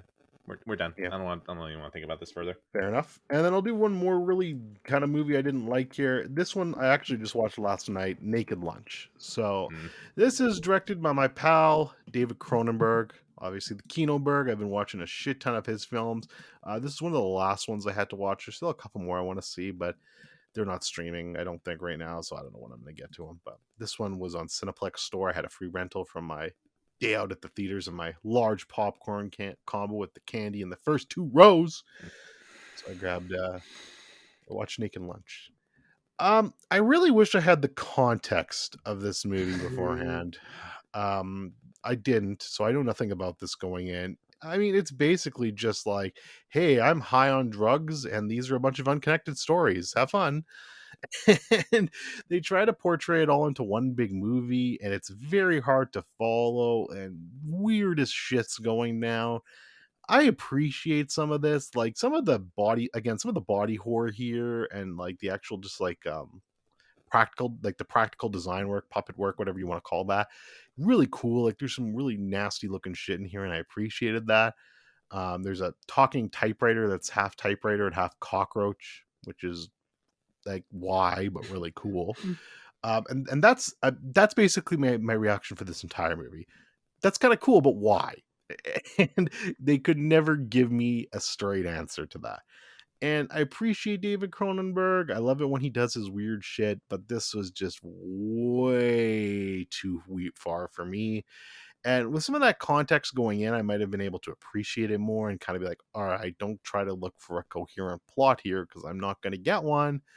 But yeah, and I just feel like, if you want to compare this to something, you can compare it to Fear and Loathing in Las Vegas, which is kind of the same idea, just like a drug-fueled adventure. But even that is more, I feel, coherent, and you can follow it. And there's some really great There's like a great performance by Johnny Depp there, and you don't get any of that in Naked Lunch. Peter Weller's pretty good, but I mean, yeah, there's just nothing else here. So wasn't a big fan. Kind of a miss for me. 4 out of 10. I've already watched Naked Lunch. It's usually whenever I'm just walking by a mirror. Da-da-da-da-da-da. Out of 10. Good stuff. All right. I got like 9 things left. Do you want to throw something in? Or? I have 1, 2, 3, 4, 5 things. And right, slide 1 and 2 are going to be probably bundled together. So like, all right, let me do a couple more. This one can go. This will be a quick one. Ambulance. I rewatched Ambulance. Bam, baby. I fucking love this movie even more the second time. Actually, I really, really think this movie is a lot of fun. I don't know why. I don't know what it is about it. I mean, obviously Gyllenhaal, so that's a thing.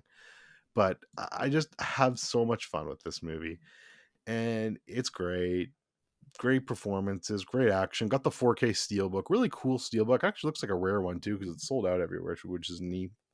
Just like the ambulance with like little shot marks on it that like are actually like you can touch them and they feel like shot marks. So it's kind of cool. They're raised up. And yeah, I don't often review movies on Letterboxd. I did leave a review for this one, and my review simply states, "We're not the bad guys. We're just the guys trying to get home." Cinema. All right, let me do this because I swear it is Ambulance. It is on Peacock.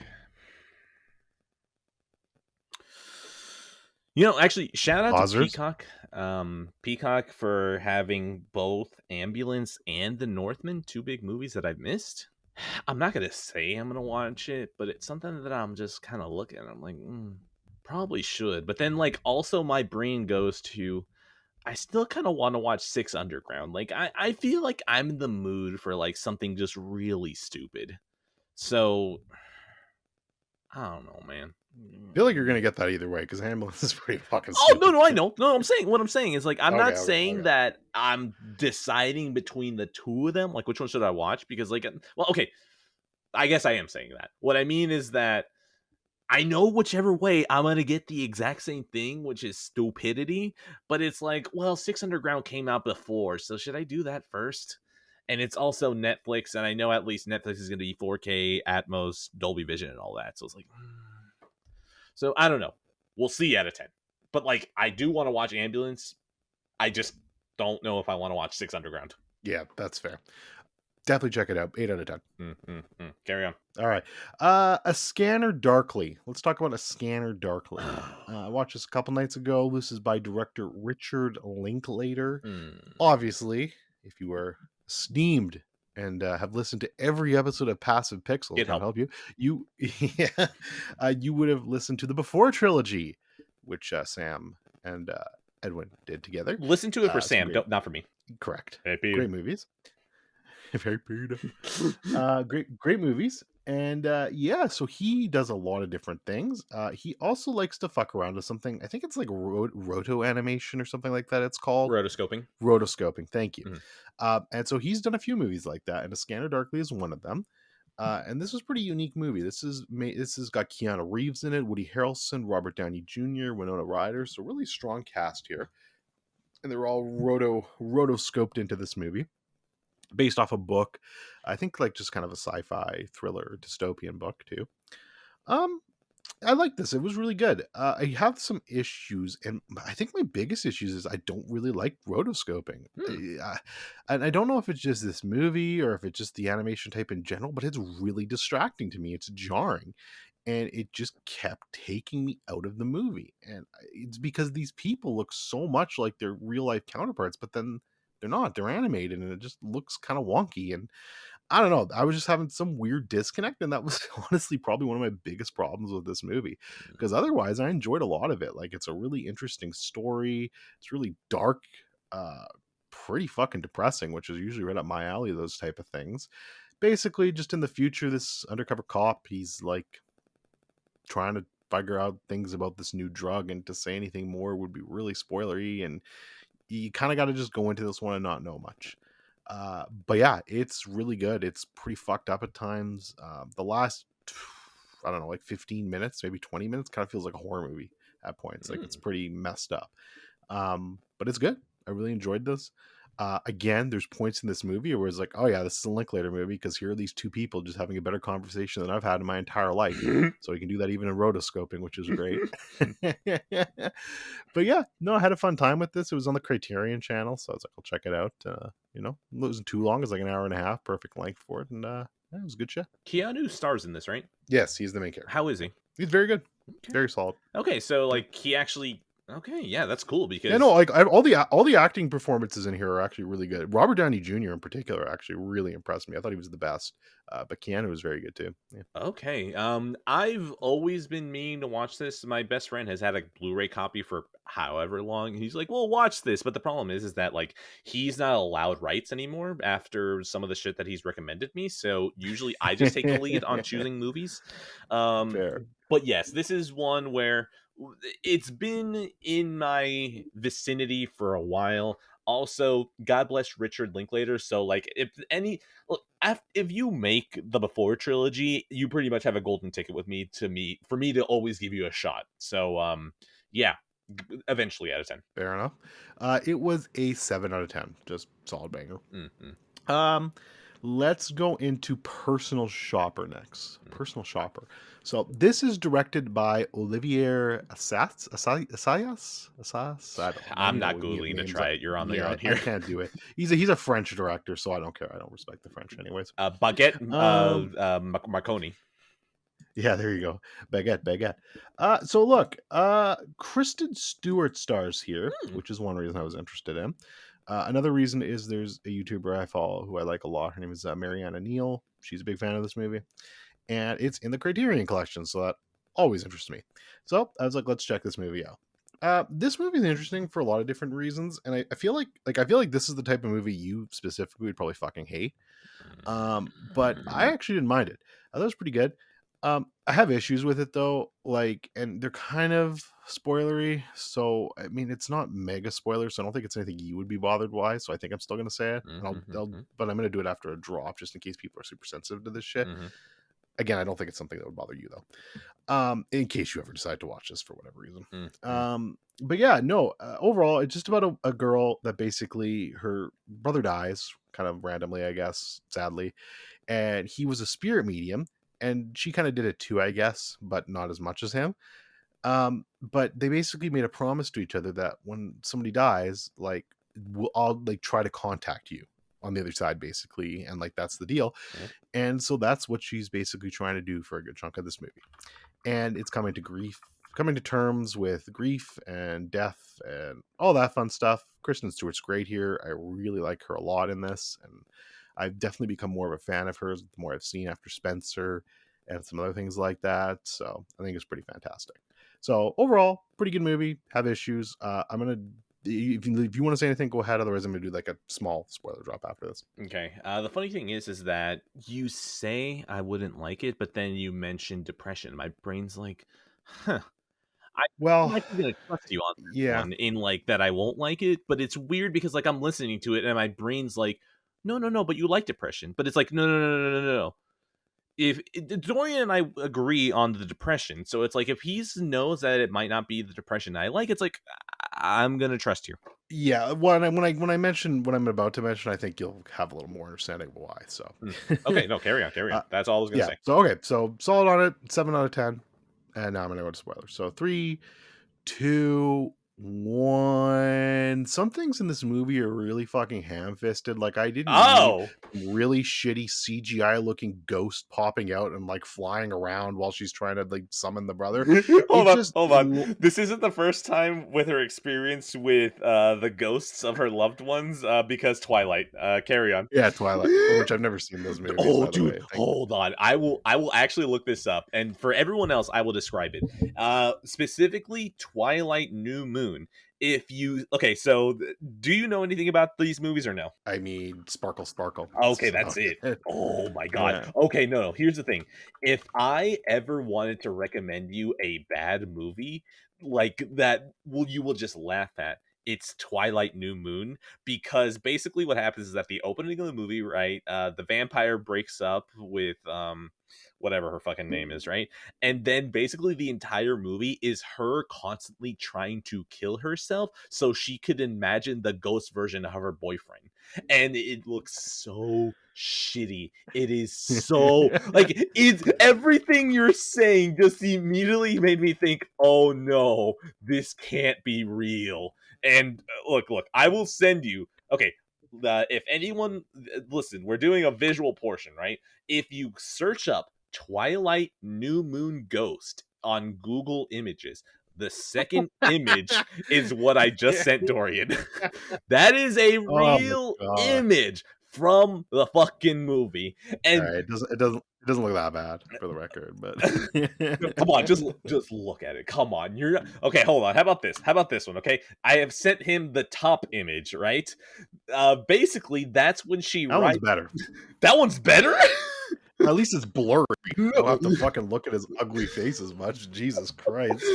Dude, no. How do you make Robert Pattinson look that fucking ugly? That's an accomplishment. Both of these are fucking terrible. But anyways, the first one is her riding a motorcycle. So imagine that he's standing in the back like a fucking stop sign that you just ran, okay? I really derailed this. Continue. No, it's fine. It's not that bad, but yeah, it just so the biggest issue with Ham-fisted. this movie though is it doesn't know what it wants to be at times, I feel like. So you've got this really cool kind of grief story going on where she's trying to come to terms with this and figure out like if she can get contact from her brother. On the other side, you've got this bizarre murder mystery that just kind of shoehorned in What? here. And it makes like I don't understand why this is in the movie. It has this weird twist to it of like who did it, and it's just like why is any of this in the movie? This is not what the movie should be about, and it just feels like so scatterbrained at points, and it's too bad because literally if they had just focused on the other plot line and kind of kept it on that, I think they would have had something kind of special here. But as it is, I still really enjoyed that stuff with it, even with the shitty CGI ghost looking shit. And the ending, I think, is really powerful too, and I quite dug it. But everything else was just kind of a mess, so I can't really recommend it based off of that. But I mean, I still enjoyed my time with it, and I love Kristen Stewart. So yeah, All right. 7 out of 10. I have nothing else to say. I'm just going to read this because it was funny. I pulled it up on Wikipedia, right?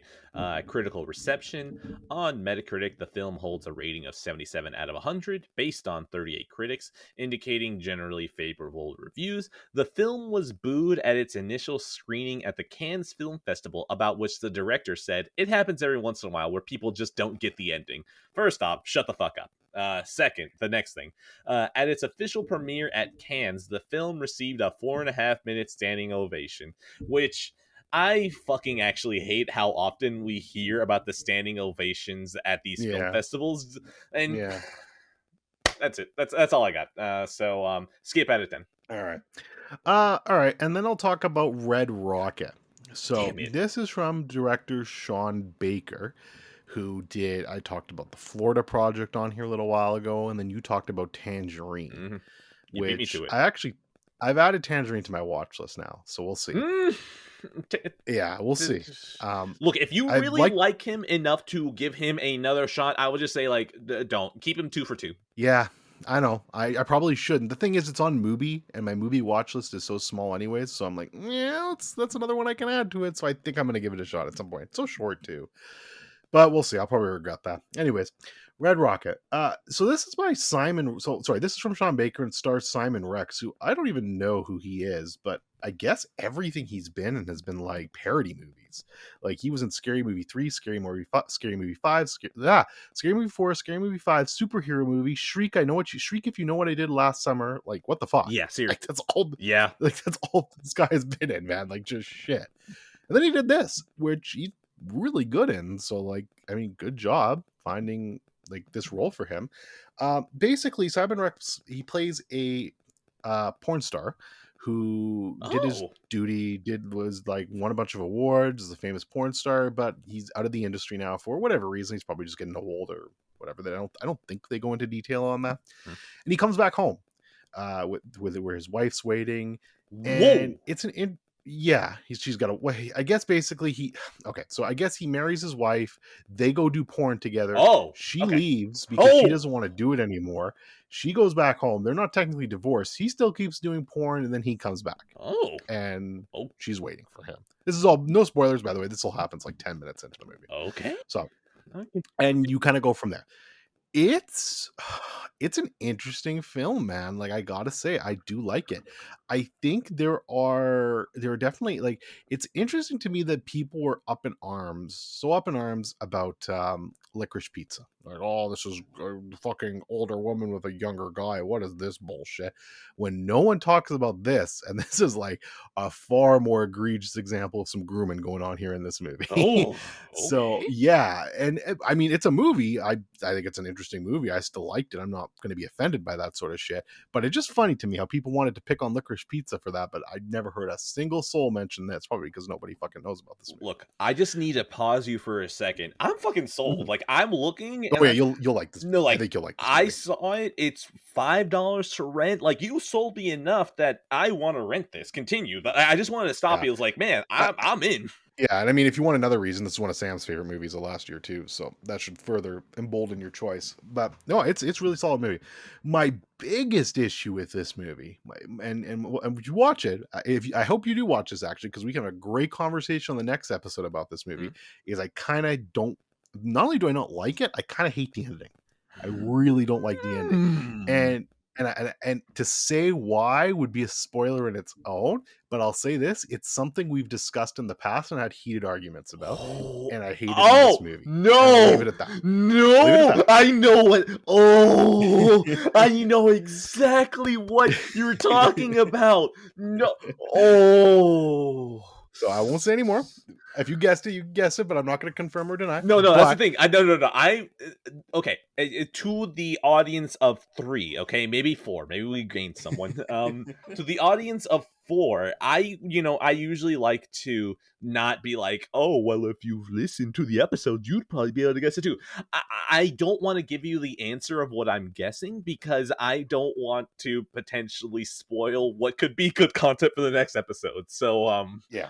But yeah, it is so in my head. Fuck it. You know what? I will message you. I will message you to confirm with literally just one word. All right, I'll tell you if you really want to know. Go ahead. Yes, that's it. So, yeah, I really don't like it in this movie. So we'll put it that way. We'll leave it at that, and you go ahead and you watch and you can give me your thoughts on it next week. I don't like it though. I might watch this like immediately after this. Oh my god. But all that being said, everything up until that point in this movie is really solid. It's just well made. It's well acted. It's interesting. It's kind of Sean Baker, right? Yeah, Sean Baker. I really like his style, man. He just shoots these films like they're just kind of like a slice of life sort of slice of life sort of American film with like kind of rustic, like not rustic, It's but like like there's kind no of pretentiousness to it at all. yeah, there's no pretentiousness to them, but they're like, and they're kind of dark. Like this movie gets really dark. Florida Project, it hides itself as being cheerful. It's right near Disneyland, but it's really dark by the end too. And this movie kind of goes that same route, and I really like that from him. And he's got a cool style, which is why I'm probably going to watch Tangerine, even though I shouldn't. Mm. But I like him. I do like Mr. Sean Baker. So this was solid. Also, shout out to using "Bye Bye Bye" multiple times. Love that song. Love me some NSYNC. Dude, Great song choice. you have just sold Um, my wife on this too. I honestly, she might. I don't think there's anything that she wouldn't like in it either. So good stuff. So, No, she watched Tangerine with me, so okay, there you go. So yeah, overall, really enjoyed this movie. It might actually go up on a rewatch, but the ending does bring it down a bit for me. Maybe I was just filtered, who knows? But otherwise, I enjoyed it. So solid 7 out of 10 for me. what I'm going to say is that since the way you describe Florida Project and Red Rocket, I think you have chances of liking Tangerine more than I did. It's not Good, saying much since I don't think I liked it that much, but I think you'll be more positive on it than I would be. excellent. All right. All right. Well, we're at Oh 5 wait, each now, my so you score. go ahead and do some. My Oh, yeah, your score. score. Sorry. My score is. Did you just hear my excitement? Out of 10. Any chance we can argue about something? Mm-hmm. All right. How much did you say you had again? I have 5 left, so I think we're even now. Oh no. Okay, fine. I will knock it out. So then you have to do double again. Sly All right, 1 and Sly 2. let's go. Did I? Oh, okay. So I think I only played a little bit of Sly 1 in the last episode.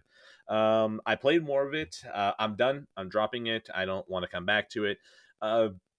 It's definitely a good platformer. It is. Oh fuck. Okay. I'm about to screw it up because I just realized that I can bundle all three of these games together: Sly 1, Mario 3D World, and Sly 2. Because Sly 1 and Mario 3D World, I have a connection between the two of them. So, whoops, sorry, timestamp is going to be really long on this one. Sly 1, it is a good platformer. It's got a lot of charm. It's not really anything too insane that's going to make you angry. The boss fight, I think the first boss fight, I stopped basically by beating the first boss, and I realized, yeah, I think I'm good. I don't think I'm gonna dig this enough to keep going. But Sly 1, it is a good game. It's just that it's not something that I was looking for. I like the characters. I just think that I don't remember if I've actually mentioned this, or it's probably been a while since I've mentioned it, but for a game for me to want to stick with it, it's got to do 2 or 3 things very well.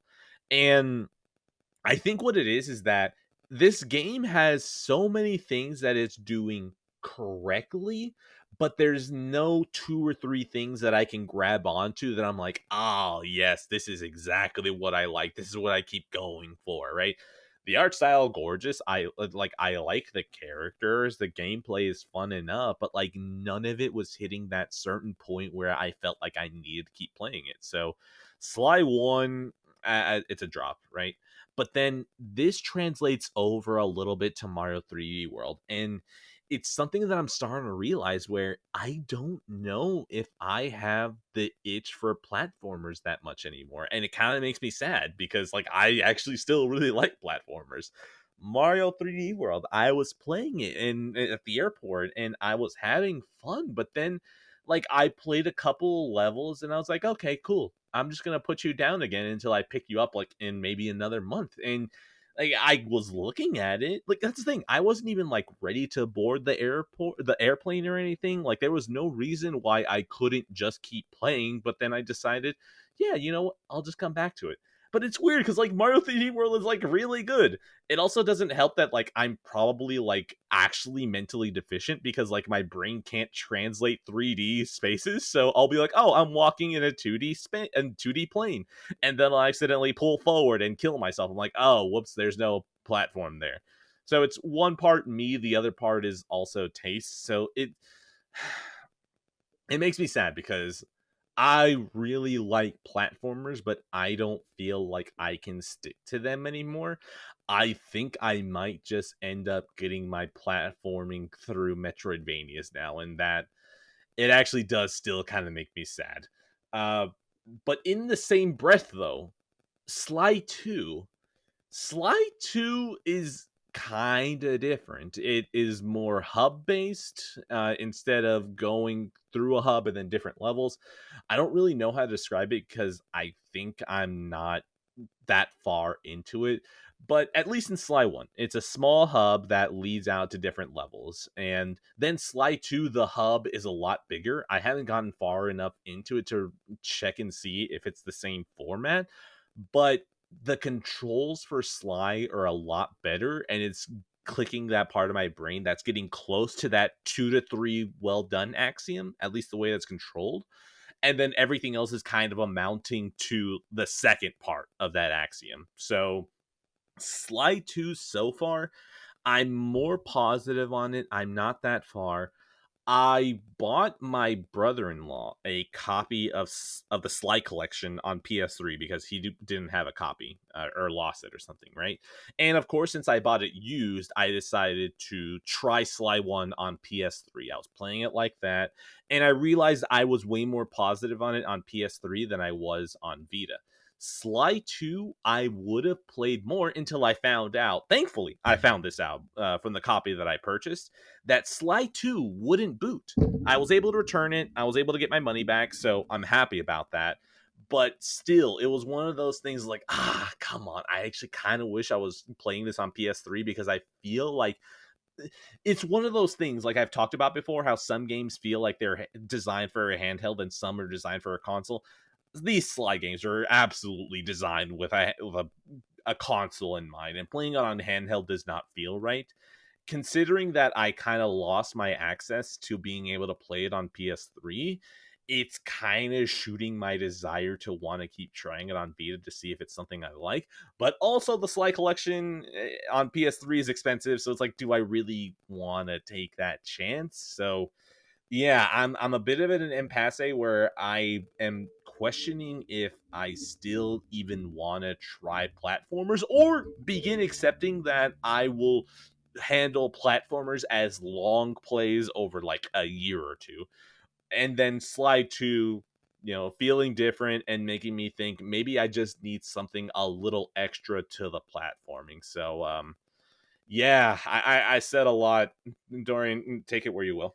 So I'll say this, and like it could still be the fact that you're just over platformers. I'm not saying that's not it. That could be totally a valid thing. But I will say, if I was like, oh man, I need to play a platformer, and then I picked up Sly 1 and played Sly 1, and then I played Super Mario 3D World, and then I played Sly 2, I'd probably think I was over platformers too. Yeah, I think Sly Cooper's fine, and I think those games are fun, but they're kind of just like I like them maybe a little bit more than Infamous, but this is why I've never really liked Sucker Punch. I just don't think they're that special.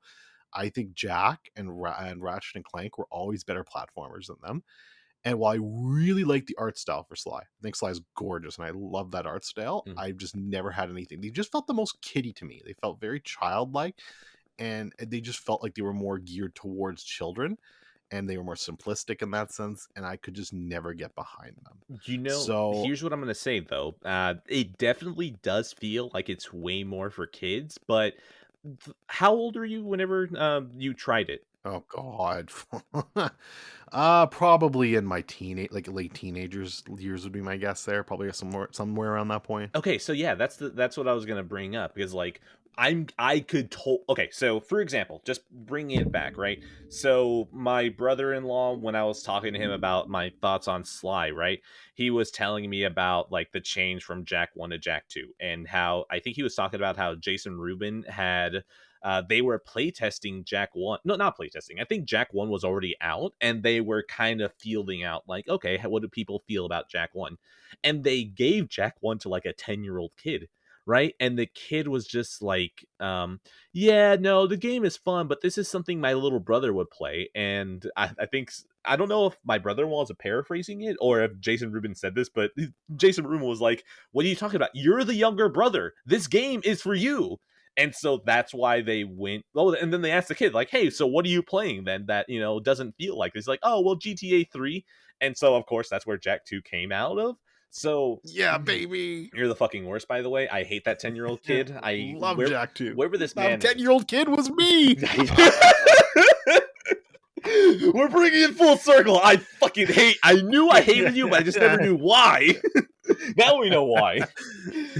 Anyways, what I was gonna say, what this whole diatribe is that I think we may be in a different mind place where now if we played this, and even though we're like, okay, well, it's probably for kids, I think it's something that we would still enjoy more now than we would if we were in the right age range for when those games were contemporary. So That's true. That's the thing. Like Sly 1 absolutely has a charm to it, and Sly 2 still has that charm. So I do think it may have just been like an age thing. That's true. And I think Sly 2 was the last one I played. I don't think I ever played Sly 3. And definitely didn't play 4. So oh yeah. I've heard enough things from people who really love Sly to never touch 4. The term that I've heard is Flanderization thrown around, and it's like, I actually kind of already like these characters. I don't want to see that. Like, how, okay, so for example, how like the Ratchet games always had that little bit of edge to them. So it's like, this is for kids, but if there's like a teenager playing this, like, you're not going to have to be explaining it to your friends or something, right? Exactly. Yeah. Sly has a bit of that. Like, that's actually kind of really what I like about Sly, is that he doesn't ever feel like a kid's cartoon character. He feels like when you're a kid and you look at your older brother and you just really don't know, what's going on with them, but like they just seem like the coolest person that has everything ready to go. That's what Sly feels like. He just feels like he is someone who has it all together. I don't mean, by the way, don't take that out of context by saying, like, if you knew what their age was, you'd realize that they're an idiot. Like, no. I'm just saying, like, keep it on that level, all right? That's what Sly comes off, and I actually really like it because he comes off less as a kid's cartoon character and more as just a cool character, which I was actually really shocked with when I think about it. The other two characters feel like they come off way more kiddie. Ooh, actually, you know what? This came to mind. How to Train Your Dragon 2, specifically the main character, Hiccup, he feels very much like an actual protagonist that's taken seriously, and then they have a whole bunch of side characters there to fill the quota of, well, it's a kids movie, so like we should probably have something for the kids. So that's actually kind of what it feels like. Sly Cooper is a bit of more of like an actual character that you can like, and then the other two characters, the turtle and the hippo, are kind of like the kiddie fodder to be like, no, it's okay, like it's E10, but like it's okay, the kids can still play this. So yeah, I'm actually kind of way more positive on Sly than I thought, but man, I don't want to play it on Vita anymore. Like, I have it suspended on my Vita, and like I kind of want to keep playing it because like I am enjoying myself, but also these weren't designed for the Vita, man. They weren't designed with this in mind, and it looks compressed on here. I don't mean like literally the image looks bad. I just mean like it's like if you watch Tenet on an iPad. It's like, this isn't the way we were supposed to do this. Fair enough. So yeah, Sly 1 is yeah, you know what? Charming out of 10. Mario 3D World, ETA a beating 2025 out of 10. And Sly 2, I think my brother-in-law already bought another copy of Sly HD collection. So I think I'll probably just borrow it from him like in a couple of months out of 10. Yeah, a couple of 6 out of 10s for me. Including Mario 3D World. Yeah, Mario 3D World, yeah, probably. I didn't really like Mario 3D World. Okay, you know what? I will take the Cuckman maneuver, and I will say I forgive you because you're talking about the Wii U version and not the Switch version, because the Switch version they did change the speed. That's true. I've never played the Switch version, just the Wii U version. So thank you, Mm-hmm. Thank you, Neil Druckmann. That Cuckman. Okay, moving on. So sorry, was that 3 you did or 2 technically? Dude, Mario 3. Yeah, that was 3 of them, and then I literally have 2 left, and one is just going to be pissing you off with Resident Evil 4. So Right. All right. So let's do 3 then. Okay, we'll start with Cure. This is directed by Kiyoshi Kurosawa. This is a horror film, a horror thriller film.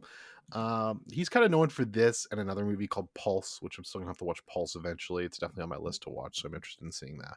But this is my first Kurosawa film. Kiyoshi Kurosawa, of course. yeah, I was about to say, I don't think that's true. Yeah. So this is a interesting movie. I really dug it a lot, and it's definitely one that I feel like you need to watch kind of a couple of times to grasp everything and kind of see where it's going.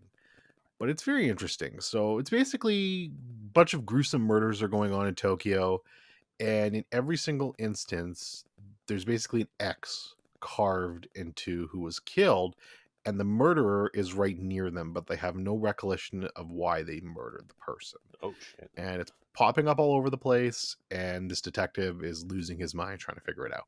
And it's interesting. It really feels like a lot like Seven. Like it's kind of got a Seven and a Zodiac and that kind of feel to it. I don't know when was Seven. Obviously Zodiac was after, but when did Seven come out? I'm curious 95? if this might have been okay. Yeah, so I'm almost certain Seven was some inspiration here because there's definitely some scenes where it felt a lot like that.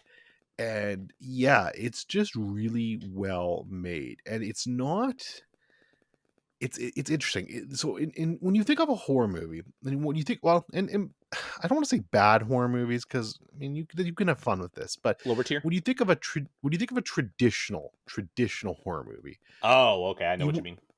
you want to like you're bracing yourself for jump scares. You're maybe looking away from the screen a little bit because you know something's about to pop out and scare you. That's Mainstream kind of what horror. mainstream horror, a traditional horror movie. But what Cure does really well is you don't want to look away, but you're kind of scared of what's around the corner. And there's no jump scares in this movie. There's nothing that's ever going to freak you out or make you like scream out loud. But it does a really effective job at just making you feel uneasy. And those are always my favorite type of horror movies. And I really dug this here. Um, the ending is just really fucking weird and abstract, and there's definitely deeper meaning there. I messaged Sam because Sam likes this movie too, and we had like a conversation in DMs where he kind of like gave me a whole blurb of what he thought it meant, and that helped a little bit. But it's definitely the type of thing where I'd have to watch it again. I think this is getting a Criterion in October. I don't know if it's a 4K or a Blu-ray, but either way, I'll definitely be interested in it because this was good shit, and definitely worth watching. Curiosity out of 10. Like, and I can't fully commit to saying eventually out of 10. Just I'm curious. Let's see if it festers in my mind for longer. Yeah, that's fair. So for me, this is a solid 8 out of 10. Really good film. Next up, we'll talk about Dial M for Murder. This is from 1954 and Mr. Alfred Hitchcock. Went back to some Alfred Hitchcock, starring Ray Milland and the lovely Grace Kelly. Of course it did. You know how Mr. Hitchcock loved his blondes. This is great, man. This is really good shit. This just feels like classic Hitchcock at its finest. It's one setting. The entire thing, basically, not the entire thing, but like 99% of this movie takes place in an apartment. And then you kind of get your it's like a stage play. You get your players early on and they just kind of swap in and out. And it's basically a murder mystery. And it's really well done. Guy in it finds out his wife is having an affair on him. He wants to have her killed. Shit goes haywire. And it kind of unfolds all from there. And it's just your classic whodunit. And will he get away with it? And all that fun shit. And it holds up remarkably well from a movie from 1954. I was engaged the entire time. And yeah, it was just fucking rock solid. God, I've repeated myself so much with oh my god, the master of suspense. Why the fuck did I forget his name? Whatever. That's why I'm leaving it. Alfred Hitchcock. Thank you, Alfred Hitchcock. I'm repeating myself out of 10.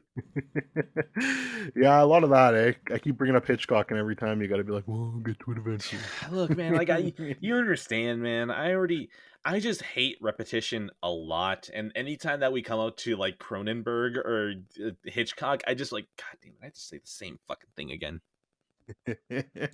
I don't worry, I don't have any more of those guys on my list, so you're good. Yeah, until next episode. Until the next episode, yeah. Well, actually, Cronenberg I'm pretty much done with at this point until one of his other movies goes on streaming, so you should be good there.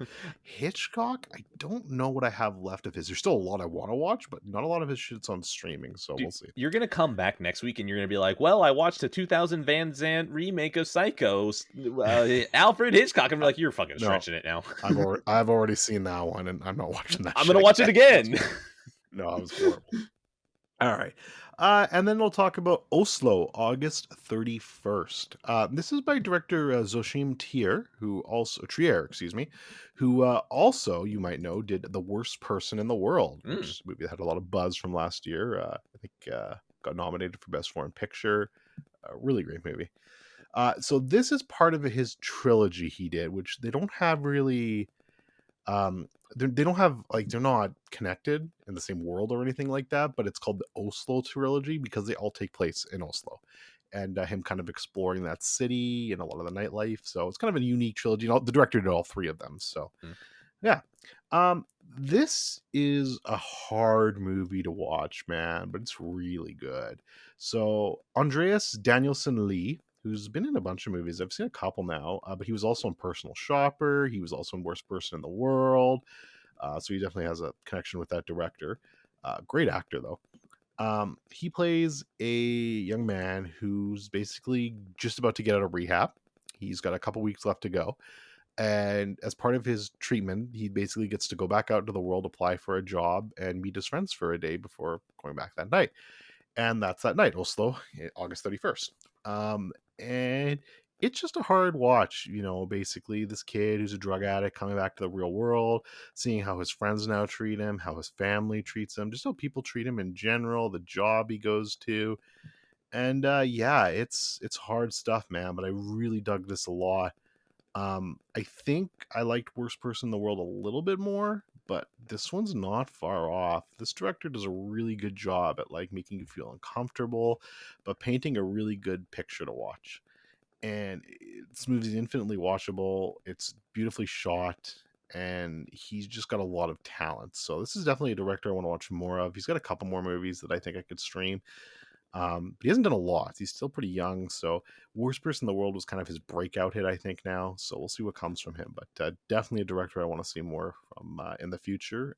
And this movie is really great. I loved it. Okay. I'm gonna be a streaming service. You've just finished watching the credits, and I'm gonna be the little box at the bottom that says, "If you like this, you might like this." Um, Try the TV show Rectify. If you like the starting point for this movie, because when you Rectifying? yes, that's the thing. I think it was like an A&E show, and it's like some random network. It's like, why did you even get into the drama space? Why are you even fucking here? Who invited you? It is a show. This is the synopsis. The show is about a guy who is accused of raping and murdering his girlfriend as a teenager. He is put on death row for 20 years, and then new evidence comes out to show that he might be innocent. And the entire TV show is basically him dealing with his family and the town around him. You know, not being there and the accusations and all that. Rectify, right? Yes, Not correct. rectifying, rectify. Uh-huh. Okay. Actually, I've heard of this show before. I've actually had other people suggest it to me, so that's interesting. I might have to look into this. I'm like, it's not going to be like a life changing show, especially not right now since you're not really in a TV mood. It's just something that it is consistent throughout the 4 seasons of like, I just want to see how this plays out. Like, it doesn't have ups and downs or anything really. It's just like, I like the way that this is just written, and I kind of want to see how these characters interact. Like, it's very much a vibe drama. So like, I'm not going to give the hardest recommendation. That's why I kind of that's why I did my weird thing of like, yeah, get to the end of the credits and there's like, we suggest this at the bottom. Like, Yeah, that's yeah. the kind of energy I want to put into this, where it's like almost surface level, but there's enough in the algorithm that shows that there's probably overlap here. So yeah, Rectify. Yeah, definitely check that out, I think, now, because I've had a couple people suggest that, so Mhm. it's interesting. Yeah, I'll check it out. As for Oslo, great movie. 8 out of 10. All right, algorithm out of 10. All right. I'll do one more, then you can fucking do whatever you want. All right. Because I'll only have one left. Okay. uh, I'll do a Brokeback Mountain. All Let's get right. yeah, let's get all the jokes out of the way here. Oh no, no, This I is a wasn't gonna meme. even say anything. This is a memed on movie, man. Like, it has been memed on for so much. So I had no idea what to expect going into this, other than my ever dying love for Jake Gyllenhaal, and he's in a cowboy hat. Oh baby.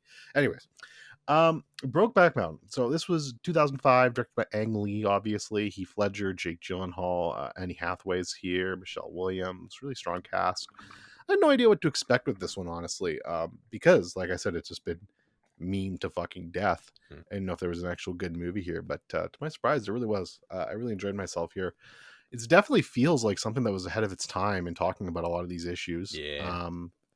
And I appreciate it for that. Like, it's just really well made. Heath Ledger in particular is just damn great here. It just sells the role so well as just this, this guy that doesn't want to accept what he is, but he continues to like fuck around on the side. Jake Gyllenhaal, the jilted lover, he's great, obviously, and then just the wives here, Annie Hathaway and Michelle Williams, and the small roles they have are all really good too. And just watching these two and how they interact with each other. There's the one scene that's famous where I guess one of them broke the other's nose because they were kissing so hard. I didn't know that. Yeah, I think it was. I think Michelle Williams, was like, "Hey, you guys don't look like you're in love enough. You need to kiss harder." So like they fucking went really hard, and I think it was Heath basically smashed his nose against Jake's and broke it on set. God. They went at it. And yeah, just really fucking cool little backstory. But yeah, no, I mean, with all the memes I had heard about this and some of the ridiculousness, I was impressed to find like a really thoughtful and great movie here. Look, I know that. Listen, I won't actually take this movie seriously because there's a. No, I can't mention that. I was about to say that there's a different movie that involved some gayness that I was like, oh man, maybe I'm not fully over the gays. Maybe they can still surprise me every once in a while. But if I mention the name, I feel like it ruins something. So whoops. But instead of going that way, I'm instead opening up with a joke, which is, how can you be gay when you're married to Michelle Williams or Anne Hathaway? I need this explained by science. That's probably actually, you know what? I'm actually now doubting that gays exist if you can be married to that and still turn out gay. So like, I'm just questioning the validity of this movie. Like, I think it may take me out of the experience almost immediately. Maybe you have to be as hot as Heath Ledger or Jake Gyllenhaal are, and they kind of just override that then. That is something I didn't consider. Those are two attractive men. Those are two attractive dudes, man. That is true. That is true.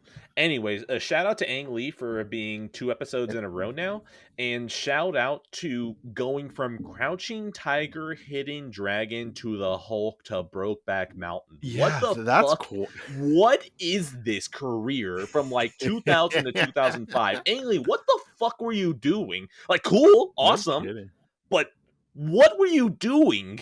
Yeah, I mean, good for him, man. He got to do a comic book movie sandwiched in between two pretty damn... I mean, I haven't seen Crouching Tiger, Hidden Dragon, but I assume it's great. Yes. So 2 pretty damn solid, dramas, and that's neat. I mean, what the that's fuck? Neat. Like, Crouching Tiger, Hidden Dragon, a wire fu story about love. Then we go to the Hulk, which I don't even need to describe. I can just literally say the Hulk, and you're like, wait, what?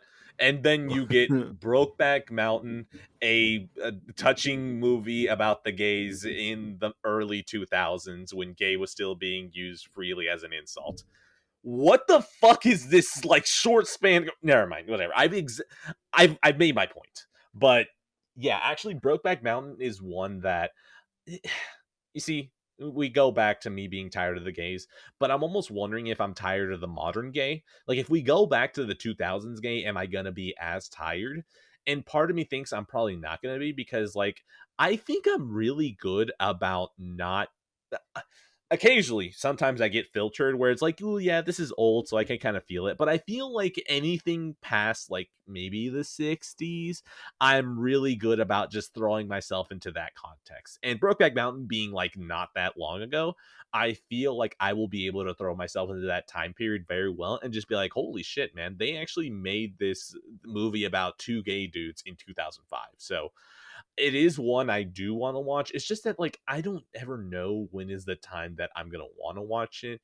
Do I really want that in the theater room? Like, do I feel like this is a movie that's like, let's give it all my attention? Or am I just going to walk in like, I don't know, let's see if this is going to be good or not? Also, and just completely kind of related, is that I keep looking at Life of Pi, and I feel like I've watched Life of Pi maybe twice, and I just kind of want to watch it again. So then my brain's like, well, if I want to watch Ang Lee, do I want to go and revisit Life of Pi again? Or do I want to go to Brokeback Mountain? So it's once again a whole bunch of my mania getting in my way. So Brokeback Mountain, I'm interested out of 10. Fair. Which Life of Pi, by the way, that's on my watch list too. So Have you I seen plan Life of Pi? eventually. No, I haven't. Get No. the 4K. Get the 4K cut. I can tell you, It's even just looking at remembering the movie, this is one that like I want to rewatch to see if I like it. But at the end of the day, like I want to watch this in 4K as well. Like that, this is a it movie. is Ooh. it is on Disney Plus and 4K Dolby Vision. Okay. So Oh, you're covered. yeah. So I think I'll just watch on Disney Plus because I've heard the visuals are nice, but Disney Plus is great. So I think I'll just stick with that. If it was on like fucking Crave, then yeah, I would consider that. But Yeah. Disney Plus is good. Of course, I don't want anyone misconstruing this. We both agree 4K streaming is worse than 4K disc, right? Oh, yes, 100%. Cool. I don't want to blind buy a 4K movie. I don't know. No, that's fine. That's fine. I'm not putting you on trial. No, I'm just 4K stopping disc, anyone from trying to take us out of context here. No. 4K streaming is like a very top tier Blu-ray. Yes, correct. It's a very good transfer. That's all we get. And yes. money? Okay. Cool. Yeah, you're good. Go. Okay, fine. All right. The Wedding Singer.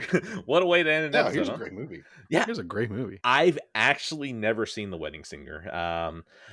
So much fun. Yeah, I know. I think it might be like the only major Adam Sandler movie that I hadn't seen, I think. Or like at least of the period that people accept Adam Sandler, right?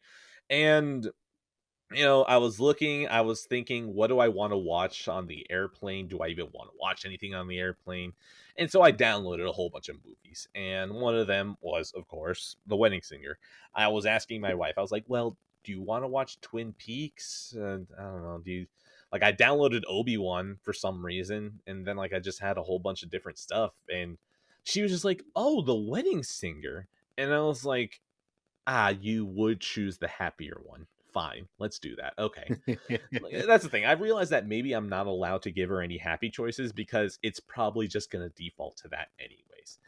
But I'm actually really impressed with The Wedding Singer. I now understand why people really wanted 50 First Dates. Don't look into that statement, okay? Because even when I said it out loud, I don't know what I mean by saying it. I guess maybe it's just I'm talking about Drew Barrymore and Adam Sandler and how these two have really good chemistry. And The Wedding Singer has that in spades almost immediately. That's the thing. It's a rom-com, right? You kind of already know what the plot you're going to get because as soon as there is a guy given a lot of attention and then there is a woman given a lot of attention, you know already what's going to happen. So don't even worry about it. But it's one of those things that you just see them together and you're like, you guys are great together. What is going on here? Also, shout out to the fact that Adam Sandler, that's the thing. This movie's 98, okay? The last two, okay, on the list, right? We've got Billy Madison, Happy Gilmore, Bulletproof, and then The Wedding Singer, all right? At this point, you could already look at Adam Sandler and just be like, okay, I know who you're going to be. But it's one of those things that I didn't realize that The Wedding Singer was actually a nugget of him. I don't want to go as far to say acting because that feels like they may be a little bit too much credit, but he's very good in this movie. I actually believed most of the emotions that he was having. I'm just very confused when I think about this movie that it was so much better than I had any expectations of. Drew Barrymore is a sweetheart in this movie. She plays the perfect lead of any rom-com in this movie. It's one of those things that it's just this is so much better than it has any right to be. And you get to the end of the movie and you're like, yeah, that was actually really fucking good. This is a movie that I feel like I want to champion because I feel like it's just gone a little bit too forgotten. So, yeah, The Wedding Singer is actually just really fucking good. And I'm looking at this list, and another one on here is Mr. Deeds. And that's the thing. I'm almost looking at this. I'm like, man, I remember watching Mr. Deeds. I think it was actually a fucking DVD that was gifted to me at Christmas. All right. Mr. Deeds came out in 2002. I was literally 7 years old and I was still accepting gifts as DVDs for Christmas. Okay, so I want you to, this has gone on for a while, right? Mr. Deeds, I almost want to rewatch and be like, is this one that I may want to revisit as well. Like, am I gonna really just fall in love with Winona Ryder's and Adam Sandler and the chemistry they have here? Like, I don't know, but yeah, The Wedding Singer. It's really fucking good. I'm shocked that I'm praising it as much as I am. I'm on my knees. Pretty please. Kill me. Hold It's me on, every day. hold on. Shout the fuck out to the soundtrack. Oh my fucking god. So good. God tier. God tier. Yeah. Whoever. Here's the thing. I think I actually told my wife. Like, we were talking about the music, right? And I was telling her, I was like, man, like, the music is good. And then I think at some point I stumbled onto like this statement where I was saying something like, look, this is a really good soundtrack, but not to take away from it, but you have to suck really fucking badly to set a movie in the 80s and not have a banging soundtrack. Yeah. Like, not true. Understandable, but at the end of the day, still, this is fucking toppest tier. Like, incredible curation here. No, Wedding Singer is a lot of fun, and it's funny too. So a while back, okay, before I got I had a huge giant stack of Blu-rays, and I had no quality collection. I just had a lot of shit in there, and I was like, man, I want to get rid of like 99% of these Blu-rays. Like, I really don't want a lot of them. Like, what am I keeping? What am I getting rid of? Now, this was before I got back into my cinema phase, so I definitely kept a couple more than I thought I was going to. Wedding Singer was one of the ones I kept. Yes, I have good the Blu-ray job for that, and I love that one. I mean, some of these '90s Adam Sandler comedies are just so great to me, and they're just so much fun. I mean, they're not top tier cinema or anything like that, but it's the perfect, like, oh man, I don't really know what to watch. Like, let me just throw something on, and it's perfect for that sort of thing. Like, you have it on the background, you can laugh, you can have a fun time with it, and it's just infinitely rewatchable. So, yeah, I'm a big fan of The Wedding Singer. It's a great movie, and yeah, like, as an '80s sound guy myself, just a phenomenal soundtrack. All right. By the way, this is a late joke, but I still want to throw it out.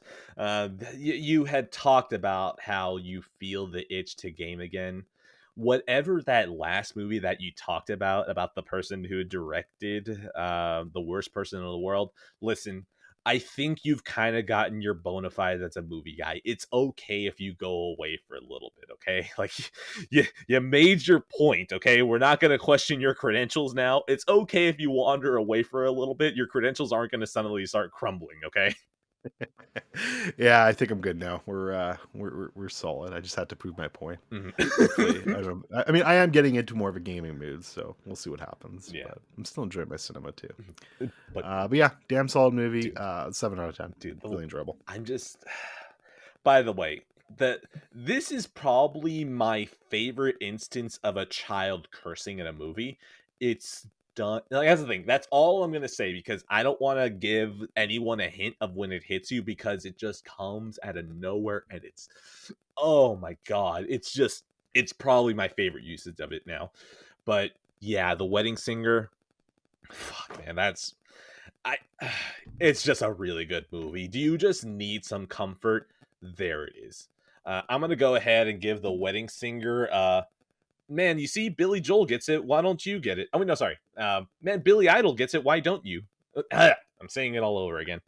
My score is gonna be Billy Idol gets it. Why don't you? Out of 10. Yeah, 7 out of 10. All right. Nope. Nope. Oh, you haven't. Oh, you're okay, Derek. Nope. Go on. I thought we were done. No, you're good. Go on. Nope. Nope, we're not. Nope, we're not. Nope. So yeah, this is Nope. Jordan Peele's third film. Of course, Mr. Jordan Peele, for the comedy group, now making movies. He's done Get Out, Us, and now Nope. Starring Daniel Kaluuya, Keke Palmer, Stephen Ewan, a lot of great people in this movie. So I have a bit of a history with Peele and his films. Get Out, I think, is a pretty good movie. I like it. I just think it's incredibly overrated by a lot of people. People cite this as like one of the better horror movies of all time. People just slobber all over this movie, and it can never go that far. I think it's good. I think it's like a great first effort for a lot of directors. I just don't think it's fantastic. Look, we're just racist, okay? Say the quiet part out loud. Clearly. And then Us, I think, is just bad. Downright, I think that is a bad movie. I don't understand why anyone likes that movie. That one to me is just baffling. And it's got like some like crazy 93% on Rotten Tomatoes. And I just do not understand how that one is so low. Hold Like, on, I just don't get that one. I Flat out. need to give context just because a lot of people, and I'm pretty sure all four of the people who are listening to us have the context, but again, Rotten Tomatoes is not, this is a 93 out of 100. This is a 93% of the people thought this was worthwhile out of 10. Carry on. It's fair. So now we arrive at Nope. I had pretty low expectations for this one too, because there was a second trailer that showed off way too much of the fucking movie, which I love when they do that. And I saw it in theaters, and I was like, oh, well, this doesn't look like a horror at all. This really doesn't look like what I was thinking, and I don't think I'm going to like this. But nonetheless, I wanted to see it. And it's really fucking great, actually. It's now my 4th favorite movie of the year so far, behind Top Gun Maverick, The Batman, and Everything Everywhere All at Once, of course. This is just a fun blockbuster summer Spielberg like kind of movie with some horror infused in it. And it's the type of movie that even if you're not big into horror, you could definitely go see this and have a really great time with it. Because there's not there's some creepy moments in this for sure. Don't get me wrong, but there's nothing that's going to be like outright scary, I feel. It's funny. It's maybe Peele's funniest movie he's done. There's a lot of humor in here. Keke Palmer is fucking great. She's hilarious in this. Bonk, bonk, bonk. She's hot too. Bonk, bonk, bonk. But she's funny in this. So much energy she brings to this role. She was definitely the standout of this movie for me. It's really great. And it's just so much fun being had here by Peele. And it's the type of thing where I almost say, like, as long as you have those expectations in check, like, don't go in expecting a horror movie. I think you're going to have a lot of fun with this. And then try not to know anything else. Don't watch any of the spoiler trailers or anything like that. But just know that you're going into this, you're not going to get a horror movie. But yeah, like a lot of people are kind of referring to it as Jaws in the sky. And I don't know how accurate that is, but I definitely do feel a lot of like that kind of summer fun Spielberg blockbuster in there. So this was cool to see what Peele would do with a lot of money with the IMAX cameras. I mean, the cinematographer in this, his name is, let me look it up here, Hoyt van Hoytma. He has worked with Interstellar, Dunkirk, Tenet, Ad Astra, Her. Like, he's done some great fucking films, man. It's a very beautiful cinematography. Like, he's Kino as fuck. So him doing like collaborating with Jordan Peele here on kind of like a horror movie is really cool. And I didn't watch it in IMAX, but I almost wish I did, because it probably would have been even cooler. But yeah, just a really stellar movie. Definitely surpassed my expectations in every way, and easily my favorite Peele movie I've seen now. All right. Listen, this was where we get into my mania again. I do want to watch Us before I would watch Nope. Also, I don't really feel like I want to watch Nope in theaters. I don't know, like it just isn't calling to me like that. Also, I don't exactly like the term overrated. I don't know. It's one of those terms that when it comes to the way that people say it, they're like, "Oh man, that movie's underrated." Blah blah blah blah blah. What they really mean is underwatched. Like, there's going to be something that's like really fucking good, and then no one's watched it, and they'll be like, "Oh, it's underrated." Like, no, it's just underwatched. This is one of the instances with Get Out where I feel like the proper term should be overrated. Get Out is talked way too highly as something that is very good, when I think instead what it is that it's a good movie that has the extra shock value of, it's the Key and Peele guy. He directed a movie? So like, also I'd probably actually add maybe the social commentary into that as well. The social commentary is good, but like it's not great. Like it's like, okay, yeah, this is good. This is all very solid. So Get Out is a movie that I comfortably feel using the term overrated, when in general it's a term I feel like most people don't use properly. So all of this adds up to the fact that I'm not excited to watch Us whenever I get to it. And then add to that, I would want to watch that before I watch Nope. So yeah, Get Out is a weird one, because like a large part of me likes to think that I'm not affected by hype, but I feel like that's the thing. I don't think I went into Get Out thinking, holy shit, I was going to change my mind. I'll be like, okay, well, people really like this. Let's see how this goes. And this is one that I feel like is held up way too highly that I'm comfortable for once saying that. So, yeah, nope. You're kind of getting fucked by your critical reception of Get Out. So, streaming service way later on at a 10. Yeah, and I will say, I think whenever you do end up getting to this, I think you'll have a fun time with it, because it's not, it's just, it feels like the director's letting down his hair a little bit here and just having some fun, and I think it's kind of, hard not to have a fun time with this one, unless you just really aren't into this sort of thing. But yeah, it's a good time, and definitely stronger than Get Out for me, and I'm glad we agree on that, because I just don't understand how so many people suck that movie off. I think you're right, though. I think a lot of it's just, oh my god, it's the funny guy making a horror movie, and it's actually good, and it is good. It's not a bad movie. Don't get me wrong. It's really well made, but it's just good for me. And Us definitely sucks. So have fun when you do that. 8 out of 10. All right. So yeah, is that it? Well, no, you can go and do your fucking bullshit now. Okay. I kill myself. Perfect. All right. We got fucking Resident Evil 4, baby. I streamed it for 1 single hour. Greatest fucking video game of all time, okay? I'm over here. I'm suplexing motherfuckers. I'm kicking motherfuckers. I'm blowing up motherfuckers. I'm setting them on fire. Ashley, this dumb bitch, she doesn't realize that if a shotgun is aimed at her, you do not look at the barrel. You look the other way or I'll fucking blast your brains out. I fought Wolverine. This man, I shot a bell. Wolverine, now he's blind. And he went to go attack the bell like a dumbass. So me and my flippy hair, what the fuck did I do? I blasted him in the back. Greatest fucking video game of all time. It's art. Resident Evil 4. Man, where do I begin on this game? You don't! End card! Hey, look at you. You got to the end of the episode. From episode 0 to the day that I finally get lazy and cancel the show. A big thank you to Joey Rawlings for providing the perfect name for the show. Be sure to always give him thanks, either out loud as you're listening to this, or you can just send him a thank you tweet at boogeyman117_. That's boogeyman117, IE instead of Y, double O. Be sure that it's an underscore, not a dash, 117.